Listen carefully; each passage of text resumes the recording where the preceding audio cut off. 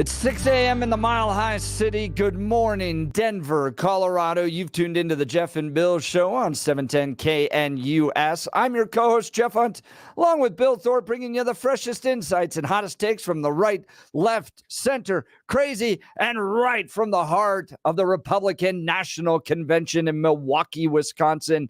We're going to talk with numerous folks live from the RNC convention. What did they hear last night? What inspired them? What maybe raised an eyebrow? A whole lot of speeches. Everyone from Sarah Huckabee Sanders, goodness, to Ben Carson, to Ted Cruz. Where the hell did Ron DeSantis come from? And then Ronnie. That was a surprise. That was huge surprise. That was when I'm like, wait, what? That surprised me a lot. Because we were talking about that yesterday. We even had the where in the world is. Yeah, Ron DeSantis. Where the hell is he? That was interesting that he appeared. That was a nice little surprise because that was something that was unexpected. So, but good messaging by the GOP to bring both Haley and DeSantis, the two, what I would say would be the largest challengers, that were in the VP race, up on stage to talk unity. The messaging has been strong. The continuity message has been good. So yeah, we'll see. I agree. And I thought Haley did a really good job of speaking to the people she needed to speak to. Yeah. Which was not the core MAGA crowd. Because I've got those people in my life that are quote unquote never Trumpers. Yeah. Right. That was who her speech was directed to. Yeah. And so it wasn't to the people in the room. That was what was really interesting. Yeah. She had to speak to the people outside the room while addressing people in the room. She didn't have the warmest reception when she started, but by the end, she did pretty well. Yeah, she did okay. And we'll see, was it a persuasive speech to those people outside the room? Because you've got to think they weren't in the room for a reason. And I'm not convinced that they weren't in the room because they were lacking permission from Haley. I'm not convinced yet. And but it was a great speech. It was the strongest line, and the one that's being played over and over again is the idea that you don't have to agree with Trump 100% of the time, but he's going to be a better candidate. That kind of a message. That was strong. That was a very, very smart path to take for her. Yeah. Although because she's gotta not go into Liz Cheney world. Yeah. And I think that's what she's trying to do. The part that I look at that I kept thinking of, if you were a Haley supporter, what do you think of her now? That's a great question, Bill. Yeah, because the idea of, hey, you were fighting the guy that I didn't want, everything else, and now you're telling me I have to embrace him? Yep. How do I sit there and say, wait, I bought into what you were telling me last couple of months, and now you're telling me 180 degrees that we've got to go this way now? So were you being tactical then, or were you being tactical now? Are you playing on my emotions and my party affiliation then? Are you playing my emotion and my party affiliation now? I still think there's that dissonance between the people inside the room and people outside the room that you're talking about. And Haley did a good job building that bridge, but let's see if those are convinced. I would love to hear from those folks. Yeah. If you're a never Trumper, maybe we should call Dick Waddles. The other part is I'm sure he will hang up on me immediately.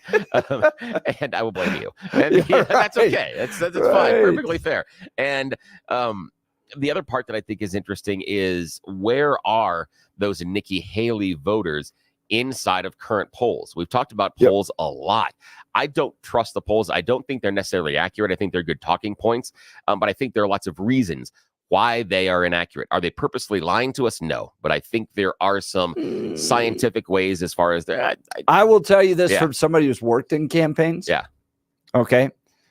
You have to remember that pollsters are hired vendors. Oh, yeah, absolutely. And I worked as a pollster. Yeah. Did you? Yeah, I spent a summer in college. Again, not long experience. I've got about 3 months, but I worked for a market research company. Yeah. And I spent time smiling and dialing. And I was in the room on the demographic analysis as far as how we're putting this together in the demographics. I was on some other levels. So I've got some, I would say, just nuts and bolts experience on how so what function. I've seen at the campaign level is they don't want to tell their client bad news. Oh, absolutely not. No, not at all. No. And so they will. Rick Santorum lost by 16 percentage points. Ooh. And like a week before, his pollster was like, Rick, I think you may still pull it out. Oh, geez. Because he didn't want to tell his boss bad news. Yeah, because and you don't want to. That's one of the bad things about polling. And we get into how the question is written. does have a lot to do with it, whether or not it's closed-ended, open-ended. The other part that has a lot to do with it, we'll just sidetrack for a sec, is response rate. When I was doing it, response rate was around 35, 36%. Oh, yeah. Now they're around 5% or less. Yep. So the number of people you're surveying and touching is also shrinking the pool. I don't know how they're doing it right now. That's what I can't figure out, how they're possibly able to keep churning these polls out based on response rates, because you talk about trying to get 1,000, 1,500, 2,000 people, even 800 people to respond. If your response rate is 5%, you understand the number of contacts you have to make to get there. That becomes incredibly labor intensive. And it's a lot of time of people telling you no, a lot of time. And I had that a lot too. No. Going back to the Haley supporters, not only do you have last night's speech, but you have the assassination attempt over the weekend. Yeah. All of that combined, fascinating. If you were a never Trumper, or if you supported Nikki Haley during the primary, where are you right now? Are you coming on over?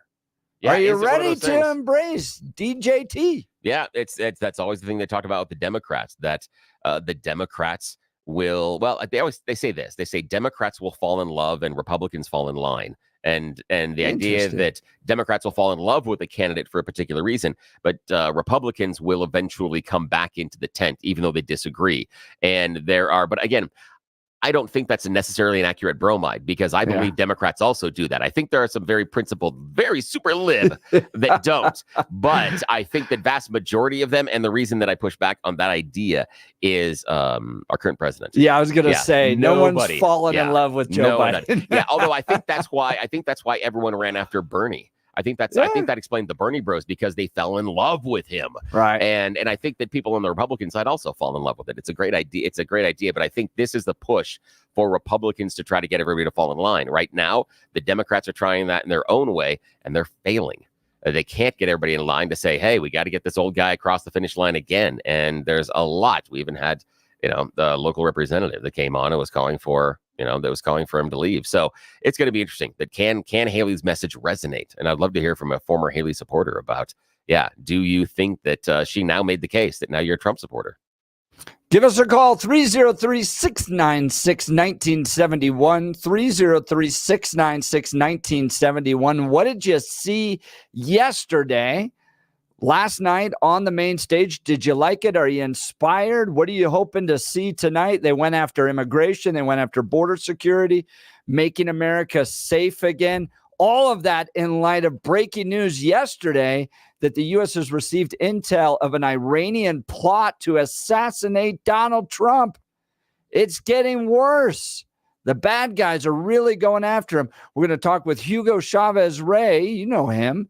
Former chairman of the Colorado Hispanic Republicans, regular caller on the show, good friend. He's there in Milwaukee at the RNC convention. He's got a new podcast called the Hispanic Patriot Podcast. He's going to be joining us in just a second.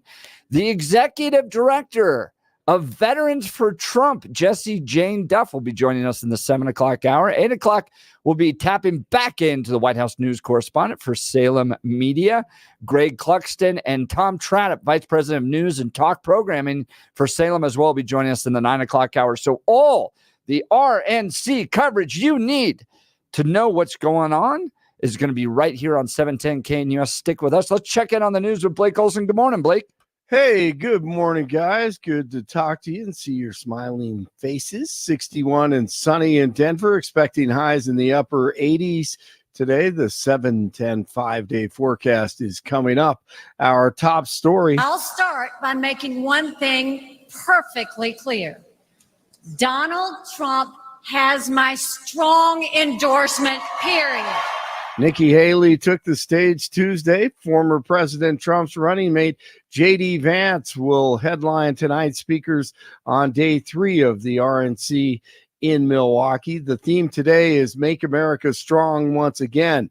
Trump is expected to speak tomorrow when he officially accepts the GOP nomination. Florida Governor Ron DeSantis also endorsing Trump. Our enemies do not confine their designs to between 10 a.m. and 4 p.m. We need a commander-in-chief who can lead 24 hours a day and 7 days a week. America cannot afford 4 more years of a weekend at Bernie's presidency. And he really liked that one as well. He couldn't stop laughing. To me, Vivek Ramaswamy, once again, was the most dynamic and bold what it means to be an American. It means we believe in the rule of law. And I say this as the kid of legal immigrants to this country. That means your first act of entering this country cannot break the law. That is why we will seal the southern border on day one. Thank you.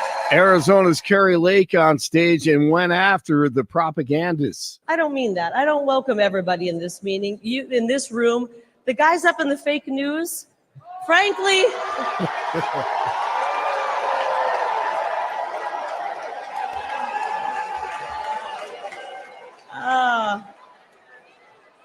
All right. Frankly, you guys up there in the fake news have worn out your welcome, right?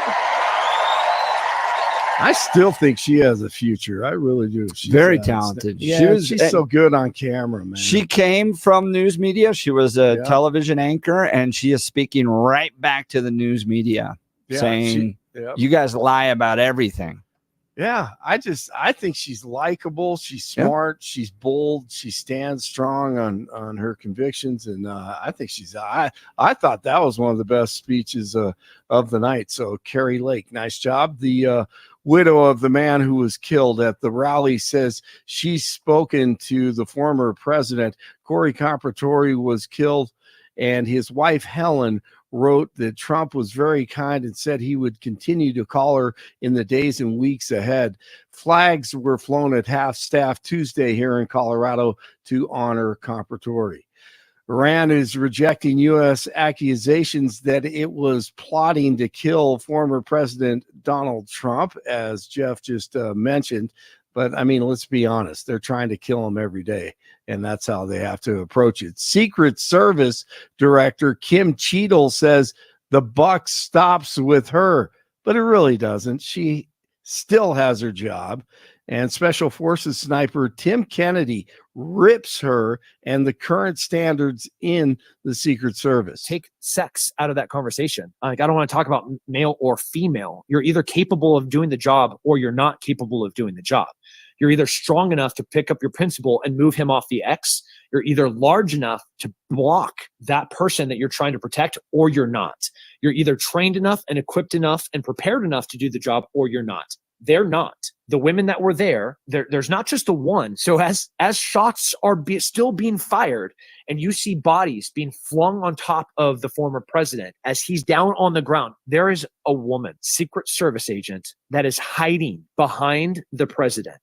On with Chris Williamson on YouTube. It is fascinating.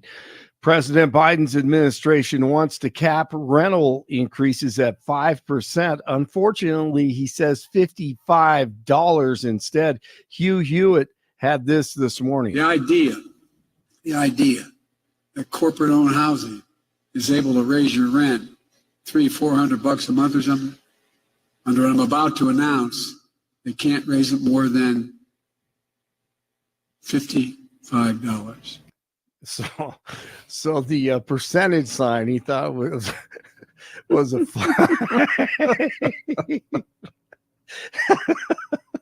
Did you hear his interview with Lester Holt, Blake?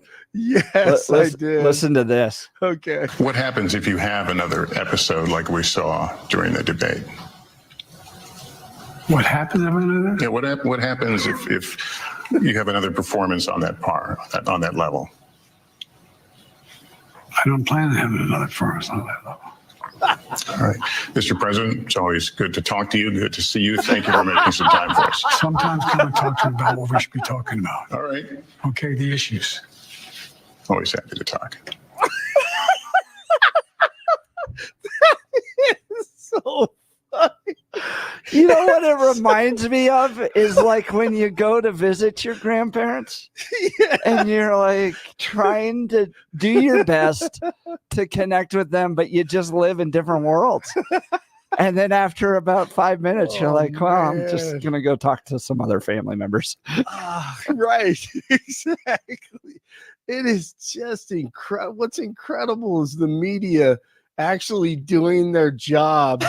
You know, I mean, this is what could have been going on 4 years ago. Yeah. I mean, and should have been. It's just amazing. But guys, man. I gotta ask you, Billy, I gotta ask you too. They're gonna put this guy up on the main stage again at the DNC convention. You can't get away. You can't hide him. Yeah, Man, but his canned speeches have been decent. When he's he's reading not the teleprompter. Yeah, when he's had a chance to practice, when he knows that, as long as he can see the teleprompter, he's fine. Yeah, when he can't see the teleprompter, like what happened yesterday, and he couldn't remember there was $500, that's a problem. But as long as they give him speeches to practice, he's going to perform just fine in front of TV. It's a lot like, and Blake, you've done this a lot in your TV work. Mm-hmm. You know people that can Ron Burgundy the heck out of a script. Oh, no and doubt. They There's can't. no doubt. And you talk to them independently, and you're like, Yes. "Wow, were you chewing pennies earlier? Because this is remarkably dumb. I mean, just ridiculous. You're like, this is crazy." Those so are the that's best what it is. people in the business. Yeah. No And so doubt. That's the Yeah. thing. So that's No, I what I agree. think is going to happen. Well, is it goes back to Carrie Lake. I mean, why she's so good. She's standing up there and she has 3 teleprompters right in front of her. And I knew like 2 or 3 times where she lost her place because I've done this so much. Yeah. But she's so smooth with it, you know, and just natural. But yeah, but here's the thing, Bill. It's not gonna get any better. It's going to deteriorate with him. Yeah, I mean, it will. It will. Yeah. And the problem, and here's the problem. This is why, again, because I don't sit in either party's camp. This is the argument that I've had, that if the issue is Biden's age, why in the wide world of sports do you nominate a 78-year-old to go against him? Oh, Because no, and here's the reason. Here's the reason. And you talked about how good Carrie Lake was, and we talked about how good Haley was. You put Haley up there as the nominee. That's a whole different ball game, because now you're running age against youth. Right now you're running age against age. Do you think JD? But it's not. It's not age. It's not age. It's you know where you are cognitive. I see that, but here's the deal: is, and I've said this a number of times. If you would take bunch of 78 to 82-year-olds and put them in a room, nobody would walk by and go, "Why are all those young guys hanging out with the old dudes?" Everybody's going to see grandpa. And that's the issue, is that it's grandpa. And the thing that's going to be difficult to overcome is that Trump is going to be the same age Biden is now when he's at the end of the other term. If the idea is when we get to this age that we shouldn't be doing this, and we've seen it with McConnell and a few others, that maybe they shouldn't be doing this, you can't make the argument that the 78-year-old is the better option. That's Blake, difficult with this argument. I'm not saying you're wrong. I'm saying you're right about Biden's cognitive like abilities. He's dodging bullets. No. Donald looked a little tired the last 2 nights walking in. Well, you know what? I that's funny, because I was like, is he tired? Or, I mean, I'm sure he's tired, but I think, you know, I don't know if humbled is a good word. Yeah. But I think he just looks genuinely appreciative to be alive. Have you seen that video where they did the they tracked his head and it goes by? Oh, it's incredible. It's half a hair. inch. Yeah. Yeah. Oh, yeah, it is. And if he hadn't turned his head at that time, it also showed, if you looked at the bullet travel path, and it was our sniper specialist that was on earlier this week, Ash, when he was talking about it, that maybe there was a flaw inside the gun. Because if the shooter at 150 yards, 140 yards, whatever, is trained on the head, the shot was going slightly to the left. So because it's trailing, because it was going to hit Trump in the back, the back right side of his cranium. So it wasn't going to be a full-on front shot. Now, again, he's shooting from that right side, but it's trailing to the back end of his skull. Yes. That I disagree with anybody that said the 20-year-old knows that's the place where you got to shoot him because that's the brainstem. Correct. No. But I disagree the 20-year-old knows that. I think that we had some insight earlier in the week that this gun might not have been as true or based on the situation, because he's on a hot roof, because it's not something he's used to, because his adrenaline is running, that it causes just a little bit of deviation, plus that and some divine intervention, and Trump's safe. So there's a number of levels here. Yeah, it was so close. It was scary how close he came to death. It is spooky. It is really spooky. How did a guy get on the roof? Come on. From that close, the perimeter. Well, I don't that's trust because any of it's a this. slanted roof. Blake, Yeah. didn't you hear the Yeah. response Yeah, I heard from the that. director of Secret Service? I heard that. Man, because it's And a every- slanted roof. And every dad Oh, who's that's hung why. Christmas trees is like, yeah, so Yeah. Yeah. you know how close I get to exactly. tumbling off my roof every Oh my Christmas? Yeah. I've fallen off our roof, so it's fine with that. Yeah, So, I get that. 30 minutes though. I mean, it was nearly 30 minutes. They saw this guy. Come on. So Elon Musk tweeted this out, and I thought it was great. It's a picture of John Daly and Tiger Woods. Did Mhm. you see this? No. So Tiger Woods is, dressed really nice, right? And then over that, it says Secret Service missing the most obvious sniper in history. And then over John Daly, who's wearing floral pants and smoking Pajamas. a cigarette, it says drunk MAGA fans spotting him and giving cops his location. That is great. Elon Musk tweeted that out. I tell you, man, MAGA, That's awesome. they get it done. Yeah, every no time. doubt. No, there's so much more to this. I mean, and we have to keep on asking questions about this. There's no doubt. An urgent call is going out to Coloradans to give the gift of life. The state is dealing with an emergency shortage of type O blood. The supply is the lowest in 18 months after donations dropped 30% during the 4th of July weekend. If it doesn't get better fast, doctors could be forced to choose which patients to serve first. Those willing to roll up their sleeves can make an appointment at any of the 10 Vitalant, I think that's how you pronounce it, Vitalant donation centers here. I'm sure I'm butchering that one. News brought to you by Lair Fireplace and Patio, Denver's premier source for everything fireplace, patio, and grills. Locally owned and operated since 1954. Online at lairfireplacepatio.com. Kobe Bryant's father, Joe Jellybean Bryant, has passed away at the age of 69 after a massive stroke. American League beats the National League 5-3 in the MLB All-Star Game. It is 58 in Littleton, 57 in Lakewood, and 61 in Denver. Jeff and Bill continue. It's Hump Day. Blake Olson, News Talk 710 KNUS. 10 5-day forecast. It's a new day, but the forecast isn't new. More of the same. Highs will be middle 80s today, tomorrow, and Friday, with a daily chance of late afternoon and evening thunderstorms. Nights will be 50s and low 60s. Highs will be 80s, lows 50s and 60s, with late day thunder for the weekend. Weather sponsored by Branch Planning. Some income annuities are paying 25 to 45% more than last year. Get a free retirement review by calling Branch Planning today at 720-651-9800. Find out more at branchplanning.com. Meteorologist Don Day in the 710 KNUS Weather Center.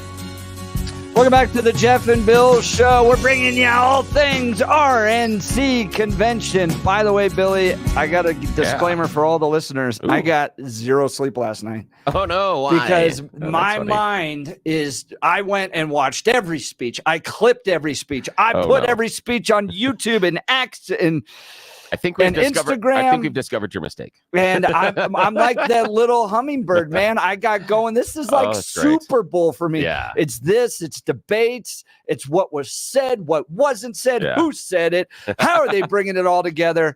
So you have people that are big sports nerds, right? They'll dissect every aspect of the game. For me, it's things like this. And so my mind, I just sat there and stared at the ceiling all night. So just like when my mind was racing last Friday, wondering why the Netherlands coach replaced their injured striker with a midfielder. You're wondering about Nikki Haley's messaging. Yes. I love that. I love that. Yep, that's why this show works, my friend. So joining the Jeff and Bill Show is Hugo Chavez Rey. You know Hugo is a regular caller and voice. He and Billy like to go back and forth. He's former chairman of the Colorado Hispanic Republicans. He's got a new podcast called the Hispanic Patriot Podcast, but he's coming to us live from the RNC convention. Hugo, thanks so much for being on the program. Yeah, good morning. Good morning, guys. You guys are just having way too much fun. It's whatever they put in the coffee. I can't say it's natural. Well, it's Billy not getting sleep because of a soccer game and me watching Sarah Huckabee Sanders' speech. Yeah. So, Hugo, you were there last night. Give us some insight. What did you think of the second night of the RNC convention?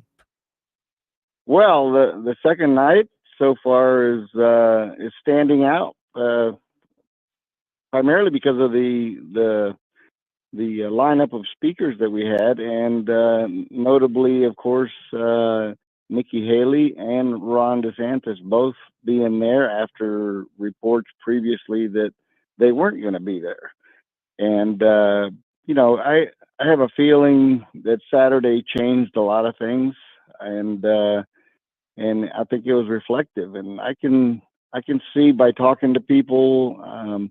One of the things that's notable to me is the number of young people that are here. There's a lot of young people that are at this convention. This is my fourth convention. And I have to say, in my mind, it's the most electric convention that I've attended. The atmosphere is great. People are in both good mood and thankful mode for the miracle that happened last Saturday, but also very appreciative of what's taking place. I see the turnover, towards the younger generation, and I love it. I've spoken to people from all over the country.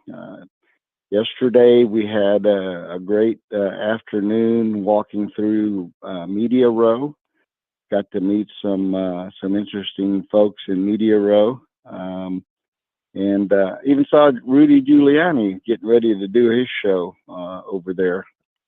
So, and was also happy to do an interview on a Spanish language TV network that I met a young reporter there who happens to be a Cuban American by way of Venezuela. It was an interesting story, but we did about a 10-minute interview there and had a pretty good exchange of information.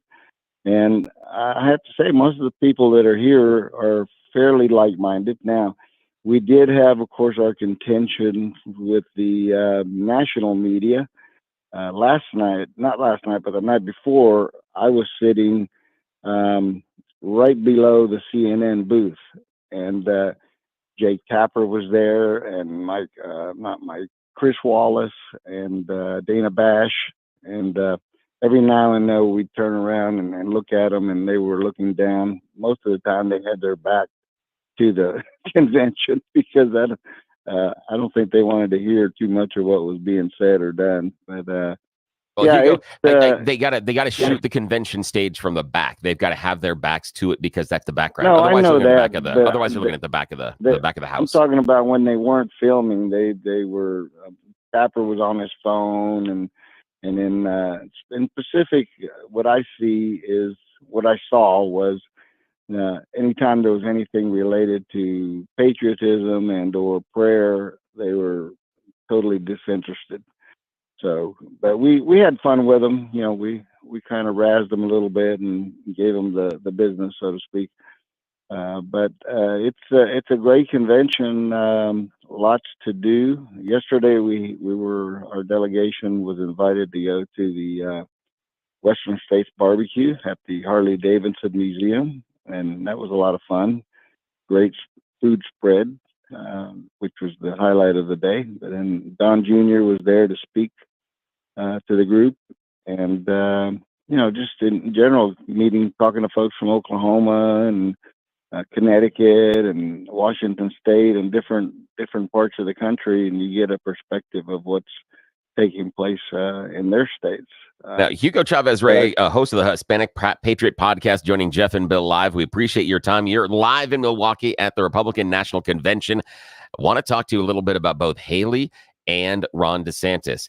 Did you know DeSantis was going to be up on the stage speaking? If so, how soon before he was speaking did you find out? Because in the morning when Jeff and I were on, they had not released the speaker list yet. So DeSantis, for me, was a surprise. Were you surprised? I was. I knew about Nikki coming, but I was not aware, nor were most of the people that I talked to aware that DeSantis was coming, because I had heard that either he had a prior commitment or something else. But I think President Trump has done a good job of extending the olive branch, if you will, to some of those candidates that were in the primary. And so, I wrote that both Nikki being there and Ron, to me, indicated that we had come full circle and that we were uniting for the cause. And it was great to see. They both did a great job in their speech, and I think it's a good sign for the party. Good. Now, what about Nikki Haley's message that you heard on stage? Do you think that she spoke and was able to pull in, as Jeff said very eloquently earlier in the show, those people outside the room? The people that are inside that convention center are all in for Trump. But there were some that were, I don't know if I can say never Trumpers, but were Trump averse that were inside of the Nikki Haley camp. She spoke directly to them last night. How do you think her message resonated? What was your impression of it? Well, I thought she sounded genuine, and she spoke from the heart. I think I was impressed with the way she presented herself, and I had no reason to doubt her sincerity. Some people will be cynical and try to point out that maybe she's just saying it to play, within the party, but. That never happens, does it, Hugo? You and I know that never happens. Never. No. Democrats and Republicans never do that. No, that would be silly. Yeah. Continue. Sorry. Yeah. What I did notice in reading, I was reading the USA Today's section today, and what they focus on, not the positivity of the convention. Of course, they go, here's the headline: handful of VIPs are noted no-shows. And then they go on to list some of the most, in my opinion, unimportant Republicans out there, including Mitt Romney. And so, but that's what the media does. I mean, nobody is there going, oh man, I sure wish Mitt Romney would show up. That's right. He'd really fire this place up. Oh yeah, he would have fired the place up all right. Hugo, I got to ask you, Ted Cruz went name by name of victims of Joe Biden's border policies. It was a very powerful speech. I call it the every dang day. I'm not even sure I'm allowed to say that word on this station, but it was a different word, but every dang day was repeated over and over and over again. You are the former chairman of the Colorado Hispanic Republicans. How are Hispanics feeling about Donald Trump? Well, I mean, are you talking about in Denver or here at the convention? Let's just go in your communities, in Denver and the convention. Well, I've had occasion to speak to several not Republicans, Hispanics who are basically lifelong Democrats, and I haven't found one yet that's voting for Joe Biden. And when I talk to them about it, when they ask them what is resonating with you, a lot of them are coming right out with the first thing is the immigration issue. They are not happy with the influx of illegal immigrants. Most of them came here legally, and they expect people to come here legally. You know, the media likes to portray us as being anti-immigrant, and as we both know, it's quite the opposite. What we are against is illegal immigrants. If they want to come here, everybody's welcome if you come here legally. That's my personal viewpoint. And I tell people that day in and day out because that is the truth. We don't eschew anybody who wants to have a better life and come here and play by the rules and take advantage of the opportunity this great nation gives them. But those that want to break the rules and basically come here and either be expectant of freebies, if you will, you know, those kind of people cause resentment among the community who did it the right way, have worked hard, built a life here, become citizens. So there's a reason why over 80+% of Hispanics who are here legally and have become citizens are dead set opposed to illegal immigration. It's not what the media portrays as being, oh, they think Republicans hate me. No, you know, I get that all the time from people on social media. Is that, you know, you're too stupid to realize that the guy you're trying to support hates you. And I said, oh, really? Tell me how he hates me. You know, give me a break. It's just rhetoric that people want to portray, and those that want to promulgate that hate-filled rhetoric that comes from the left, and it's wrong. I mean, it's just dead wrong. Hugo Chavez Rey, former chairman of the Colorado Republican Party and now host of the Hispanic Patriot Podcast. Hugo, thanks so much for being on the program, giving us some insight to the RNC convention from a Colorado perspective. How can people listen to your podcast? Well, we air live every Wednesday from 6 to 7 p.m. Denver time, and then we're also on YouTube and X and Rumble.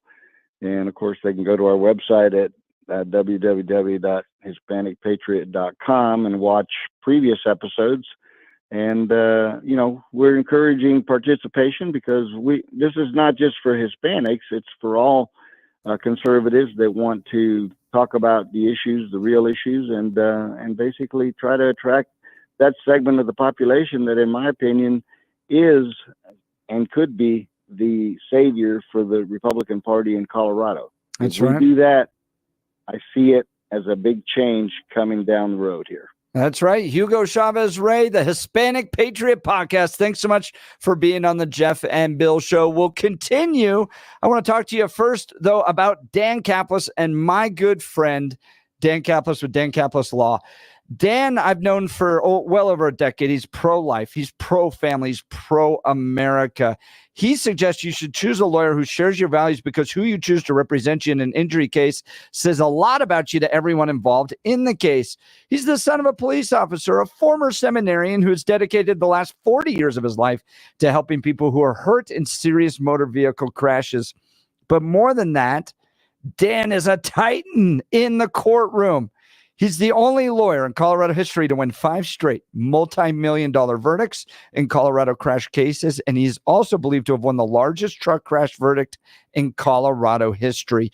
Dan Caplis Law is so trusted. It's the official law firm partner of the Denver Nuggets and the Colorado Avalanche. It's a serious firm for serious cases, but he's not just reserved for the rich and wealthy. Dan accepts righteous injury cases on a percentage fee basis so that he can represent good people from all walks of life without regard to ability to pay.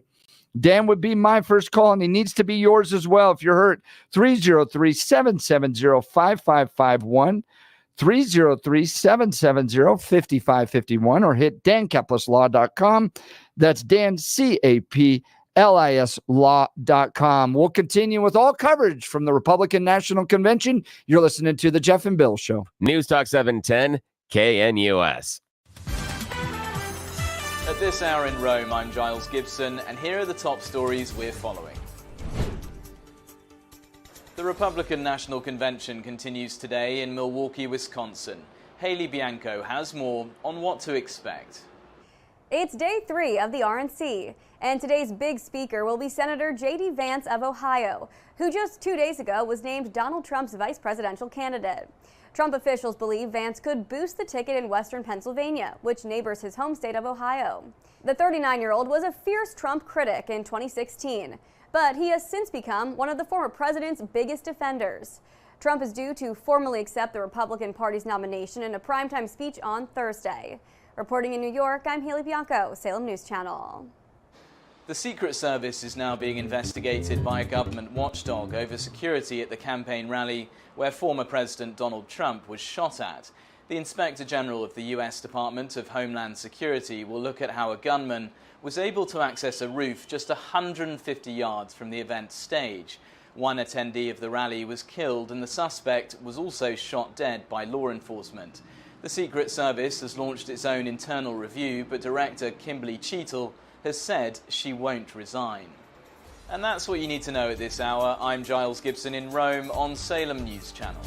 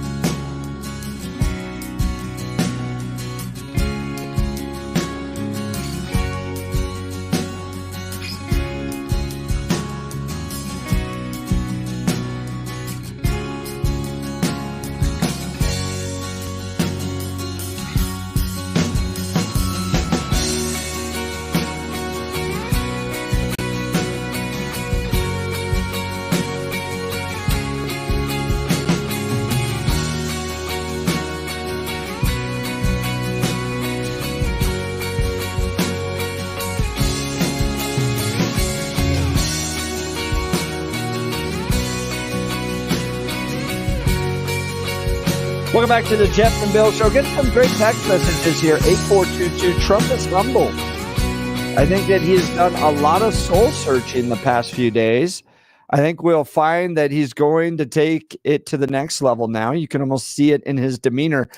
In the previous conversation with Hugo Chavez Rey and with Blake Olson, we were talking about the fact that Trump looks a little tired walking into these rooms each evening. And look, Reagan often talked about how the shooting for him changed his life. Yeah. And, you know, when you're millimeters, half an inch away from you losing your life, it is a very stark moment where you realize that this is not all there is, and you need to get very serious with the Lord. Yeah, I'm not convinced that Trump's there, because he famously, when asked about confession, said he had never done anything. Right. Yeah, he'd never done anything that he needed to be forgiven for. And so that was the idea, that he didn't have to. And so a person that has that kind of worldview, I don't think this changes that. And we'll see what the speech says. But I'm curious when the texter says humbled, but also take it to the next level, because nothing about Donald Trump's speeches or anything have been humble. And so what is that next level? The next level can't be the next level of humble, because he doesn't even have stage one. So the next level, is it more aggressive? Is it my thought is, when they say take it to the next level, my thought is the pivot is going to be, now they're trying to kill me. This is war, blah, blah, blah. It's going to be very much that pivot, rather than the, oh my gosh, what are we doing? Why is the violence getting out of control? We need to come together as a country. Yep. It'll be we come together, but we come together because you guys have to choose me. That'll be the other message. Mary Inglewood, regarding Trump looking tired, ever think he may be suffering some pain? And after all he's been through and expected, he's tough for sure, but human. Yeah, good tweet or good text there, Mary. We've got lots of text messages coming in. Give us a call, 303-696-1971. Coming up, we have You Choose the News, and then the 7 o'clock hour, Jessie Jane Duff, Gunnery Sergeant and Executive Director of Veterans for Trump. All coming up. You're listening to the Jeff and Bill Show. News Talk 710 KNUS.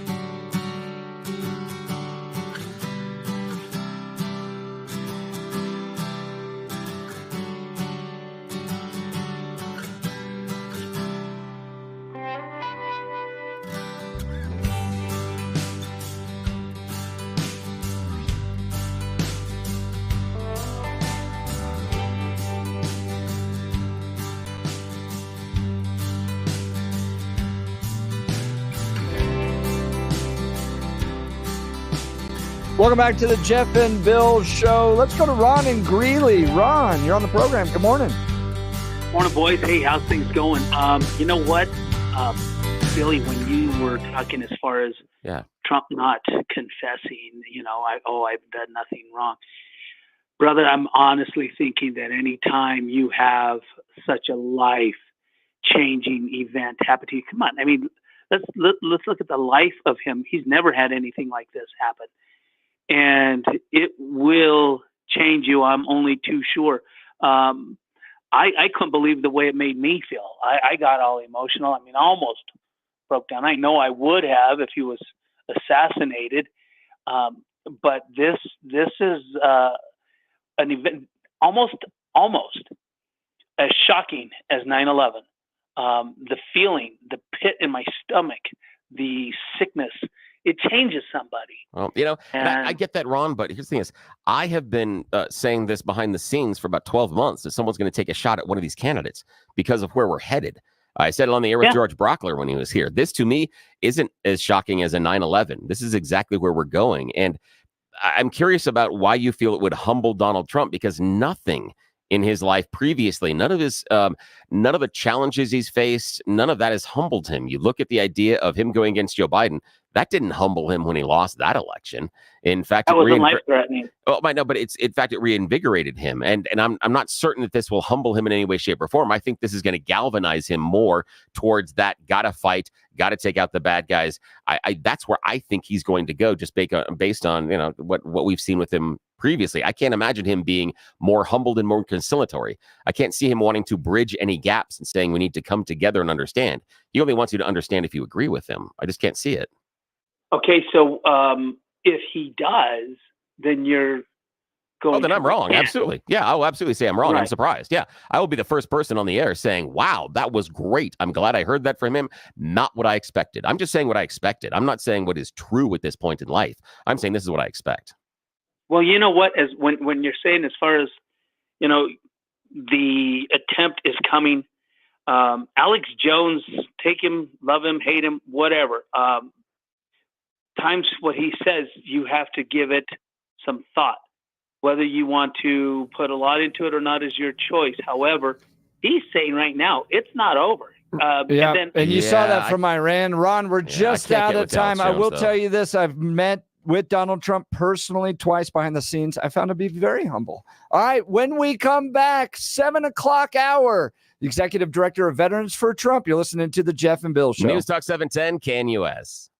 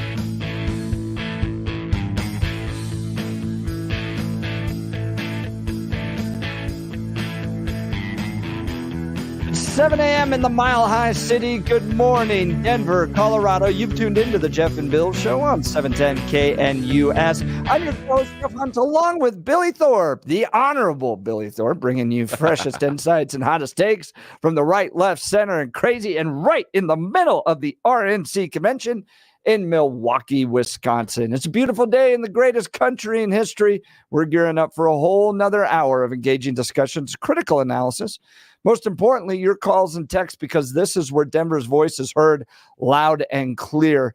So get another cup of coffee brew in Denver, and let's dive into the issues that matter most to you right here, right now. Great conversation happening in the last hour. Do you think the shot changed Donald Trump? Do you see him acting a little differently, maybe a little bit more introspective? I've noticed the last few days he seems more tired when he walks in. I don't know if the weight of the event is affecting him, but a lot of text messages on that. Give us a call. Let us know what you think. 303-696-1971. You know what I'd be curious about? What they're looking for as far as the change, So Jeff, I'd love to hear from you. I'd love to hear from you that what that change looks like, what we're expecting. If he's been humbled, if he's been changed, if this has been sort of a wake-up call in his life, what then are you expecting him to say? Because I think that'll talk about how we can judge this fairly when he gets on stage in a couple of days. That do we hear that? I think this pushes more towards authoritarianism. Now, whether or not and how much that's going to be reflected in the speech, I think we can look at subtext. But that's where I think this goes, because they came for me and now we have to get them back. He's the revenge. That's what he's talking about. That's what his theme in this campaign is. Yeah. So I'm curious. I think a little bit differently. I'm thinking it's going to be, wow. Your life flashes before your eyes like that. In an instant, it can be gone. And you start thinking about legacy. You start thinking about eternity. You start thinking about God. You start thinking about your own salvation and making sure you're right before the Lord. I think that was probably what happened. As I said, right at the end of the last hour, I've met Donald Trump privately twice, found him to be very, very humble, very collegial, very kind person. So, yeah, that's what I would be expecting to see. Coming up here just after the news, we're going to talk with Jessie Jane Duff. She's a Gunnery Sergeant and Executive Director of Veterans for Trump. So looking forward to that great conversation. But let's check in on the news with Blake Olson. Good morning, Blake. Hey, good morning, Jeff and Billy. 64 and sunny in Denver, expecting highs in the upper 80s. The 7-10 5-day forecast is coming up. Our top story. I think you're probably going to see quite a few more indoor events. They're just easier to secure because they're more defined. Obviously, the perimeter's a lot easier to define. Former Secret Service agent Jason Russell says that people who attend former President Trump's rally Saturday in Grand Rapids, Michigan, can expect unprecedented security. But you'll see a significant presence because obviously it's going to be a big crowd, right? This is the first visit after he gets officially, nominated. So you're going to see a massive group of people coming out to see this. Russell is the founder and president of Secure Environment Consultants in Grand Rapids and says he expects all the candidates to hold inside events for at least the next several weeks. Hugo Chavez Rey from the Hispanic Patriot Podcast here in Colorado, on with Jeff and Bill last hour. He's at the RNC in Milwaukee, and really good news after what he's noticed. One of the things that's notable to me is the number of young people that are here. There's a lot of young people that are at this convention. This is my fourth convention, and I have to say, in my mind, it's the most electric convention that I've attended. Yeah, that is good news. Last night, Nikki Haley took to the stage at the RNC. I'll start by making one thing perfectly clear. Donald Trump has my strong endorsement, period. Former President Trump's running mate J.D. Vance will headline tonight's speakers on day 3. The theme today is Make America Strong once again. Trump is expected to speak tomorrow when he officially accepts the GOP nomination. Florida Governor Ron DeSantis also endorsing Trump and knows the open border is one of the biggest issues for Americans. Biden is just a figurehead. He's a tool for imposing a leftist agenda on the American people. They support open borders, allowing millions and millions of illegal aliens to pour into our country and to burden our communities, but just don't send any to Martha's Vineyard, then they get really upset. Isn't that the truth? Vivek Ramaswamy, outstanding message to black voters. I'd like to deliver a message that the media doesn't want you to hear from the Republican Party. Our message to black Americans is this. The media has tried to convince you for decades that Republicans don't care about your communities, but we do.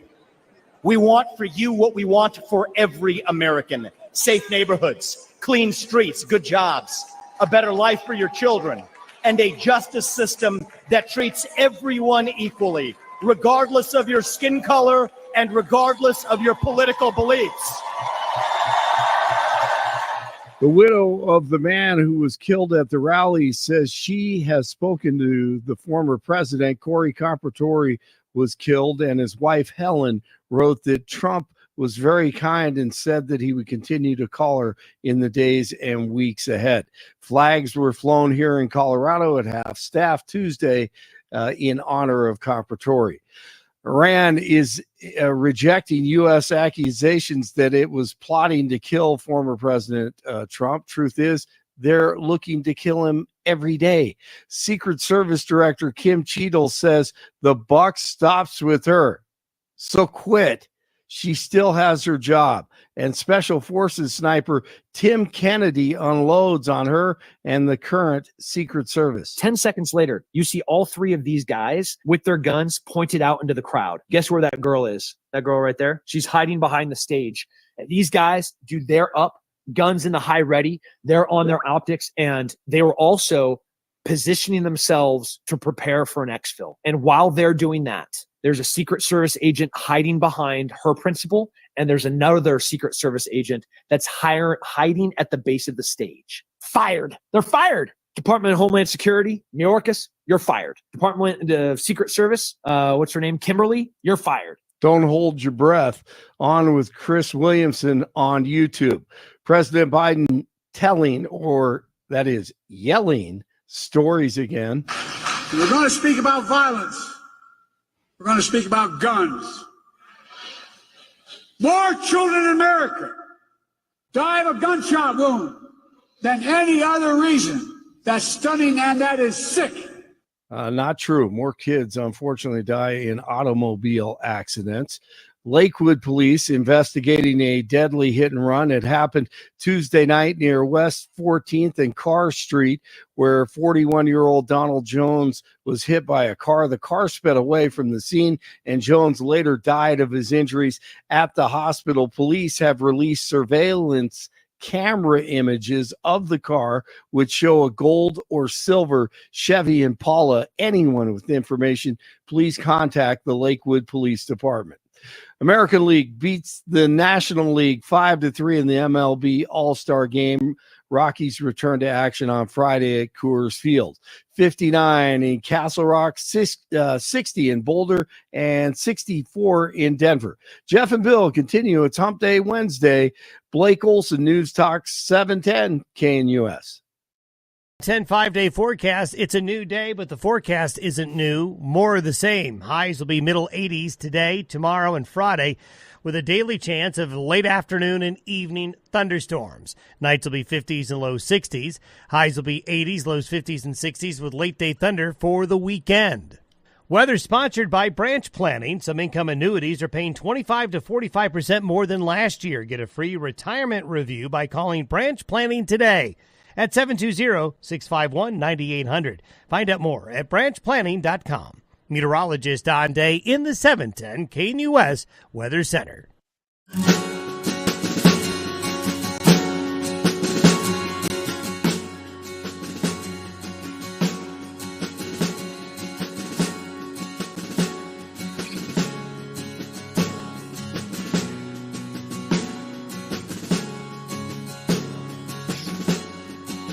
Welcome back to the Jeff and Bill Show. We're covering all things RNC convention. You're going to get more information from this station than anybody else. And joining us live on the show is Jessie Jane Duff, former Gunnery Sergeant and Executive Director of Veterans for Trump. Gunnery Sergeant, thanks so much for being on the Jeff and Bill Show. Yeah, morning. Oh, good morning, motivators. It's exciting to be here. I am thrilled to be able to witness probably one of the most dynamic conventions. I heard somebody say they've been to 4. Yes, I went to McCain's. I went to Romney's. 2016 Donald Trump's. It was pretty awesome, I will admit. However, fast forward, and here we are. There's nothing like this.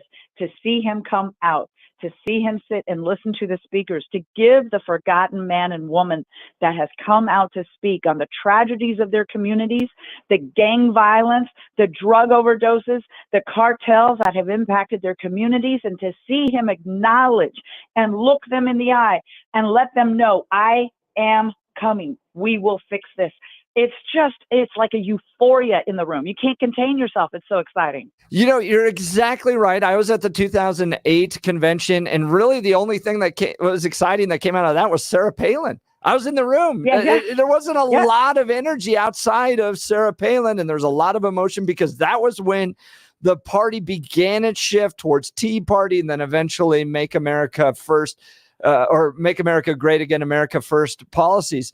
And then 16, you had the kind of Ted Cruz delegates versus the Trump delegates. 2020, we didn't have one because of the pandemic. And now you have really a united Republican Party, even with Nikki Haley coming out yesterday, Ron DeSantis, all in for Donald Trump because they understand that this is a battle for the soul of this country. Oh, my goodness, yes. Those folks that had adamantly fought against President Trump because they wanted to seek the position of the presidency still know that it was Trump policies that kept us out of those wars, ensured that we had safe communities. And even though we had fixed the border, to watch what has happened with this current administration, I can assure you of one thing, and I'm sure you would say the same thing. I would dare to say 80% of those Democrats that voted for Joe Biden did not vote for an increase in inflation, did not vote for 10 million illegals to come over and surge our communities with drugs and cause the cartels to actually have a stranglehold upon American communities, did not vote for us to be on the verge of wars that were non-existent prior to Trump leaving office. We know that we saw the Afghanistan botched withdrawal. We had 18 U.S. service members that were killed in the line of duty while Joe Biden denied any had died. We all know that the 80% that voted for Joe Biden voted to keep the Trump policies in place because they thought everything was fine. They did not vote for the reversal of those executive orders that first week that Joe Biden did, and he got caught on tape saying, "What am I signing?" Here we are. I know that most of those Biden supporters had no idea that this man that's in the White House now would reverse every single thing that made America successful and basically take us backwards. Talking with Jessie Jane Duff, Gunnery Sergeant, Executive Director of Veterans for Trump. You spent 20 years active duty with the U.S. Marine Corps. By the way, first of all, thank you so much for your service. I want to talk about how veterans look at Joe Biden versus Donald Trump. You had the disastrous withdrawal from Afghanistan, the fact that he lied during the debate saying that no active duty soldier had died under his watch when we know that happened in Afghanistan. It's happened recently out near Yemen. Can you talk to us from your perspective about how veterans and active duty soldiers look at the choices they're going to have to make this November? Well, we didn't have problems with recruiting while Donald Trump was president. And now, last year, it came to everybody's attention that every single branch of the military, aside from the United States Marine Corps, missed its recruiting goals. There is no There is no question in my mind that it's quite obvious the military has become more focused on transgender policies, which Donald Trump, by the way, did allow transgenders to join, but they already had to go through the surgery and had to live in that gender for 5 years and have doctor clarification that they could join. It wasn't this thing where you come on active duty, you can start your transition process, which now means as a man will now compete with women in their physical fitness test. A man will share a quarters with women. We now have sensitivity training, which is not what it's about. We're supposed to be overwhelming and destroying our enemies and ensuring that they are not a threat to the United States. If we are going to become a government agency, you might as well take that uniform off, make us all GS employees, allow us to come to work from 8 to 5 every single day and have the benefits of being a civilian, because that is not what the U.S. military is for. Veterans suicides went up during that Afghanistan withdrawal because how many of those men that were in combatant roles saw all of their efforts dissolve right before their very eyes? We had 3 National Guardsmen killed by Iranian drones in Jordan by the Houthi rebels, and the U.S. made no response to the 50-some-odd days of attacks they were making on our forces and on the Red Sea until those 3 were killed. We had 2 Navy SEALs that died on their efforts off the coast of Somalia trying to block the shipment of the Houthis that was coming in from Iran. We know that our military has been put in a position of grave risk and our national security is being impacted because their socialization qualities are being the higher focus than our national security efforts. This has to be turned around. Under Donald Trump, veterans were allowed to start using outside mental health care. He increased the budget for mental health care. As of 2023, it came to my attention in January that many of those vets who were using outside mental health care were being cut off by the VA, no longer being denied to have those. They want them to come back to the VA. Why? That's where they make their money. And it's inconsistent for mental health patients to have to keep changing their provider. It's unfair. And not only that, they have an extremely high turnover with the VA. Donald Trump increased that budget. Why would Joe Biden allow his VA to do this? Not only that, he extended to every 100% disabled veteran, he forgave their federal student loans. Why not? These people have already sacrificed so much to be a 100% disability rating. He extended our GI Bill so that it would not end in 10 years after serving on active duty. He ensured that the VA increased its rating 19 points to 91% approval rating for the health care they were providing veterans. We will not see that under Joe Biden. Joe Biden, to his credit, did get the burn pits resolved, but that again was one thing of many that he has not done. He has made it more difficult for the veterans and the active duty to serve and believe in this country will take care of them if they should suffer in their line of duty. Talking with Jessie Jane Duff, Gunnery Sergeant and Executive Director of Veterans for Trump. I asked Eric Prince, the founder of Blackwater, the same question I'm going to ask you. Why don't we win wars anymore? It seems like our country is focused on exit strategies. How do we get out of these things? How do we get out of Iraq? How do we get out of Afghanistan? When we went into World War II, and we defeated Germany, it was an unconditional surrender from Germany and from Japan. We win, you lose. Why don't we do that as a country anymore? Well, that's a very complex question, and I would not want to try to pretend to be an expert, but I think it's quite obvious to most of us, and I'd be quite interested to wonder what BlackRock had to say that has profited off of combatant activity in immense numbers. I find it very, very concerning that the industrial complex within Washington, D.C., Beltway bandits, as we call them, have made massive revenue off of us ensuring that we are fighting, and we have to replace weaponry, and we have to replace bullets, beans, bullets, and Band-Aids. You cannot deny that there's a connection when those people are making massive amounts of money off the business of war. That does not mean we should not have an incredible military force, but it does mean but we also should keep in mind, it does mean we should not be funding things to decrease us desire to be in war. Because when we look at the start of Vietnam, it was a CIA operation that became a full-blown war. How is it that it was a massive failure in stopping communism, then trying to do this nation building, which we have failed miserably at? We should not be trying to reverse the culture of any society. It sounds good on paper, but it cost thousands of American lives in a frantic attempt there in Iraq. And where are we now in Iraq? The Iranians now have the influence in Iraq.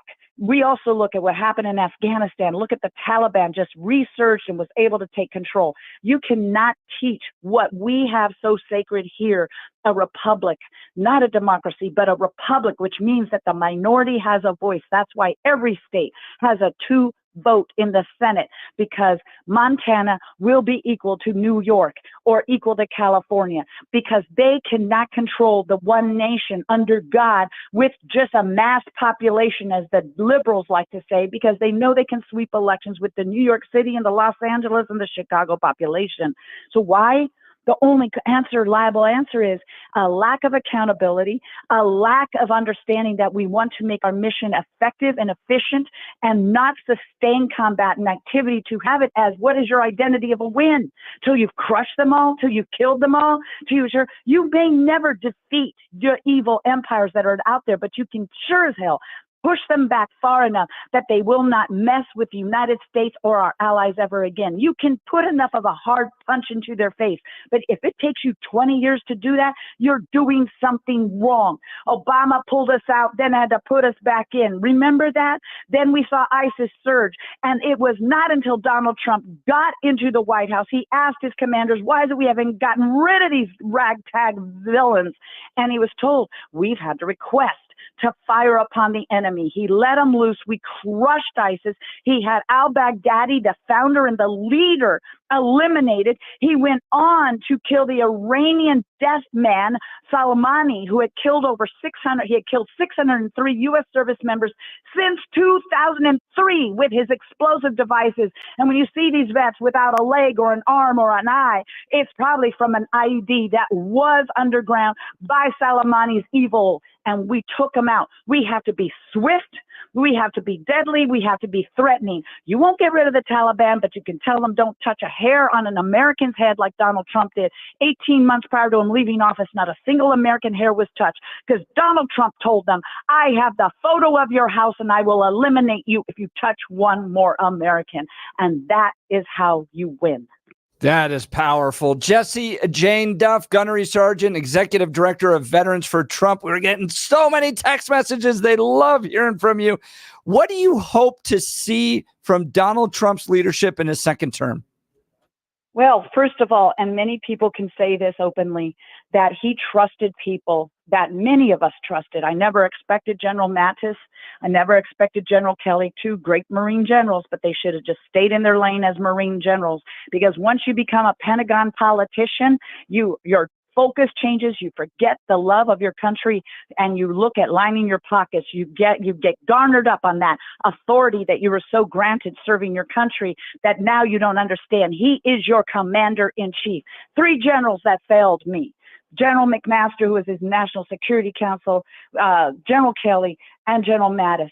But that does not mean all are bad. We have General Kellogg, who has been an outstanding spokesperson for the president for a long, long time. General Jack Keane, who's still a strong advocate of the president and his policies.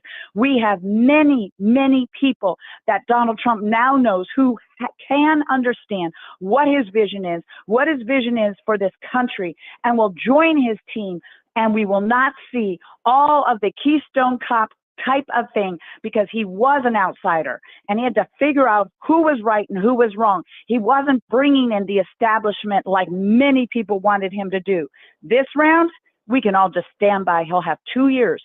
I always say 2 years, because you can lose your House and your Senate.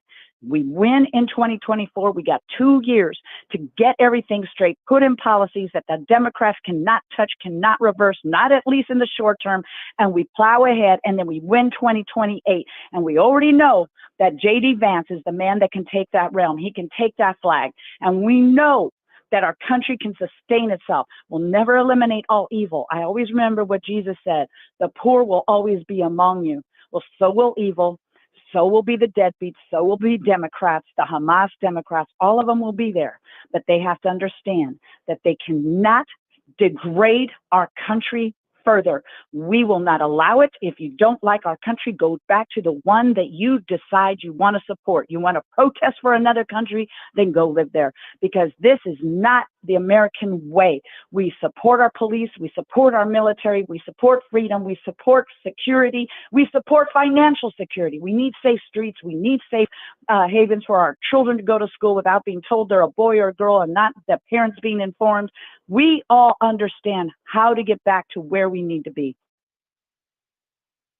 Talking with Jessie Jane Duff, Gunnery Sergeant and Executive Director for Veterans for Trump. Here's some text messages, 55775. She is a breath of fresh air. 8422, Semper Fi, Gunny. And then and then other folks want to know how they can get this information. Where do they get more information, specifically a lot of the statistics you've been talking about? Well, so Veterans for Donald J. Trump. I'm the coalition director of Veterans and Military Families on his 2024 campaign. So first of all, go to veterans.donaldjtrump.com. Don't forget the J now. Veterans.donaldjtrump.com. And you can sign up for the coalition that I am leading.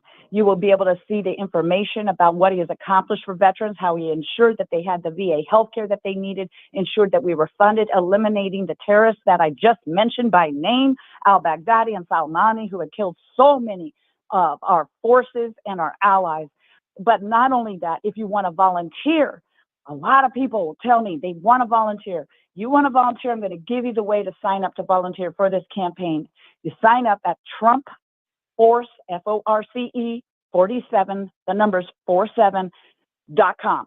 TrumpForce47.com. You can become a poll watcher. You can go out and reach the low propensity voters. It doesn't matter what state you're in. We're targeting our swing states to get those registered Republicans who have not voted in 2 or 3 election cycles to the polls. There is a 90% chance they will vote if somebody contacts them. We had 40,000 gun owners, registered to a political party that did not show up in Wisconsin in 2020. We would have crushed the left had our voters shown up. It doesn't matter. They can only cheat, but so much. You've got to make it too big to rig. You get the low propensity voters voting. Sign up at TrumpForce47.com. You can have the opportunity to become a precinct captain. You can have the opportunity to be a poll watcher, and you can contact, if you're homebound, you can contact those low propensity voters and reach out to them to get them to vote.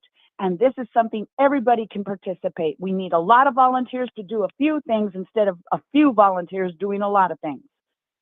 Jessie Jane Duff, her website, her personal website, jessiejaneduff.com. If you want to learn more about her, you connect with her on Facebook, Instagram, Twitter, YouTube, all the above. Go to jessiejaneduff.com. Thanks so much for taking time to be on the Jeff and Bill Show. Hey, Jeff and Bill, take the hill motivators. We got 4 months of Joe Biden trying to find the bathroom still. So let's just hang in there. We will buckle up. We'll win. That's great. And thank you so much for your service to this country and your continued service, making this republic strong. Again, Jessie Jane Duff. You can go to jessiejaneduff.com if you want to learn more about her. Wow. She was fired up. Yeah, she was. Billy, you seemed like you want to say something. No. There are times to pick when I need to take on those arguments, and that was not the place. But there was some difficulty in some of the things that she was saying that I had. But was it worth exploring that in the opportunity to the time that we gave her here? I wanted to, but no. No. Because it was. I see and understand where she's coming from, and there isn't going to be a conversation at that point. Because she already has all of her conclusions. And I mean, like one of the ones we talked about just off air is the idea that she runs through the 3 generals, oddly, just the 3 that disagreed with Trump. And then she talks about how when you leave and you get into the Pentagon, you all become smarmy and swamp creatures. But the only ones she's mad about are those 3. She doesn't say no generals ever. It's just we got to get the air quotes right ones. And that to me belays rather than a military perspective, a political perspective. And so she's looking for political appointments. So she's mad that the generals became, in her mind, political, but she's actually really mad about how they became political. She's not mad about the politics. She's just mad that they're not her politics. That's the problem. And so I understand that, but I'm not going to have a conversation with her about that, because she's convinced that if you don't agree with her, they're smarmy and part of the swamp. But if you agree with her, then they're the true fighting red-blooded American, and go and this and yay. So she makes me want to take a hill.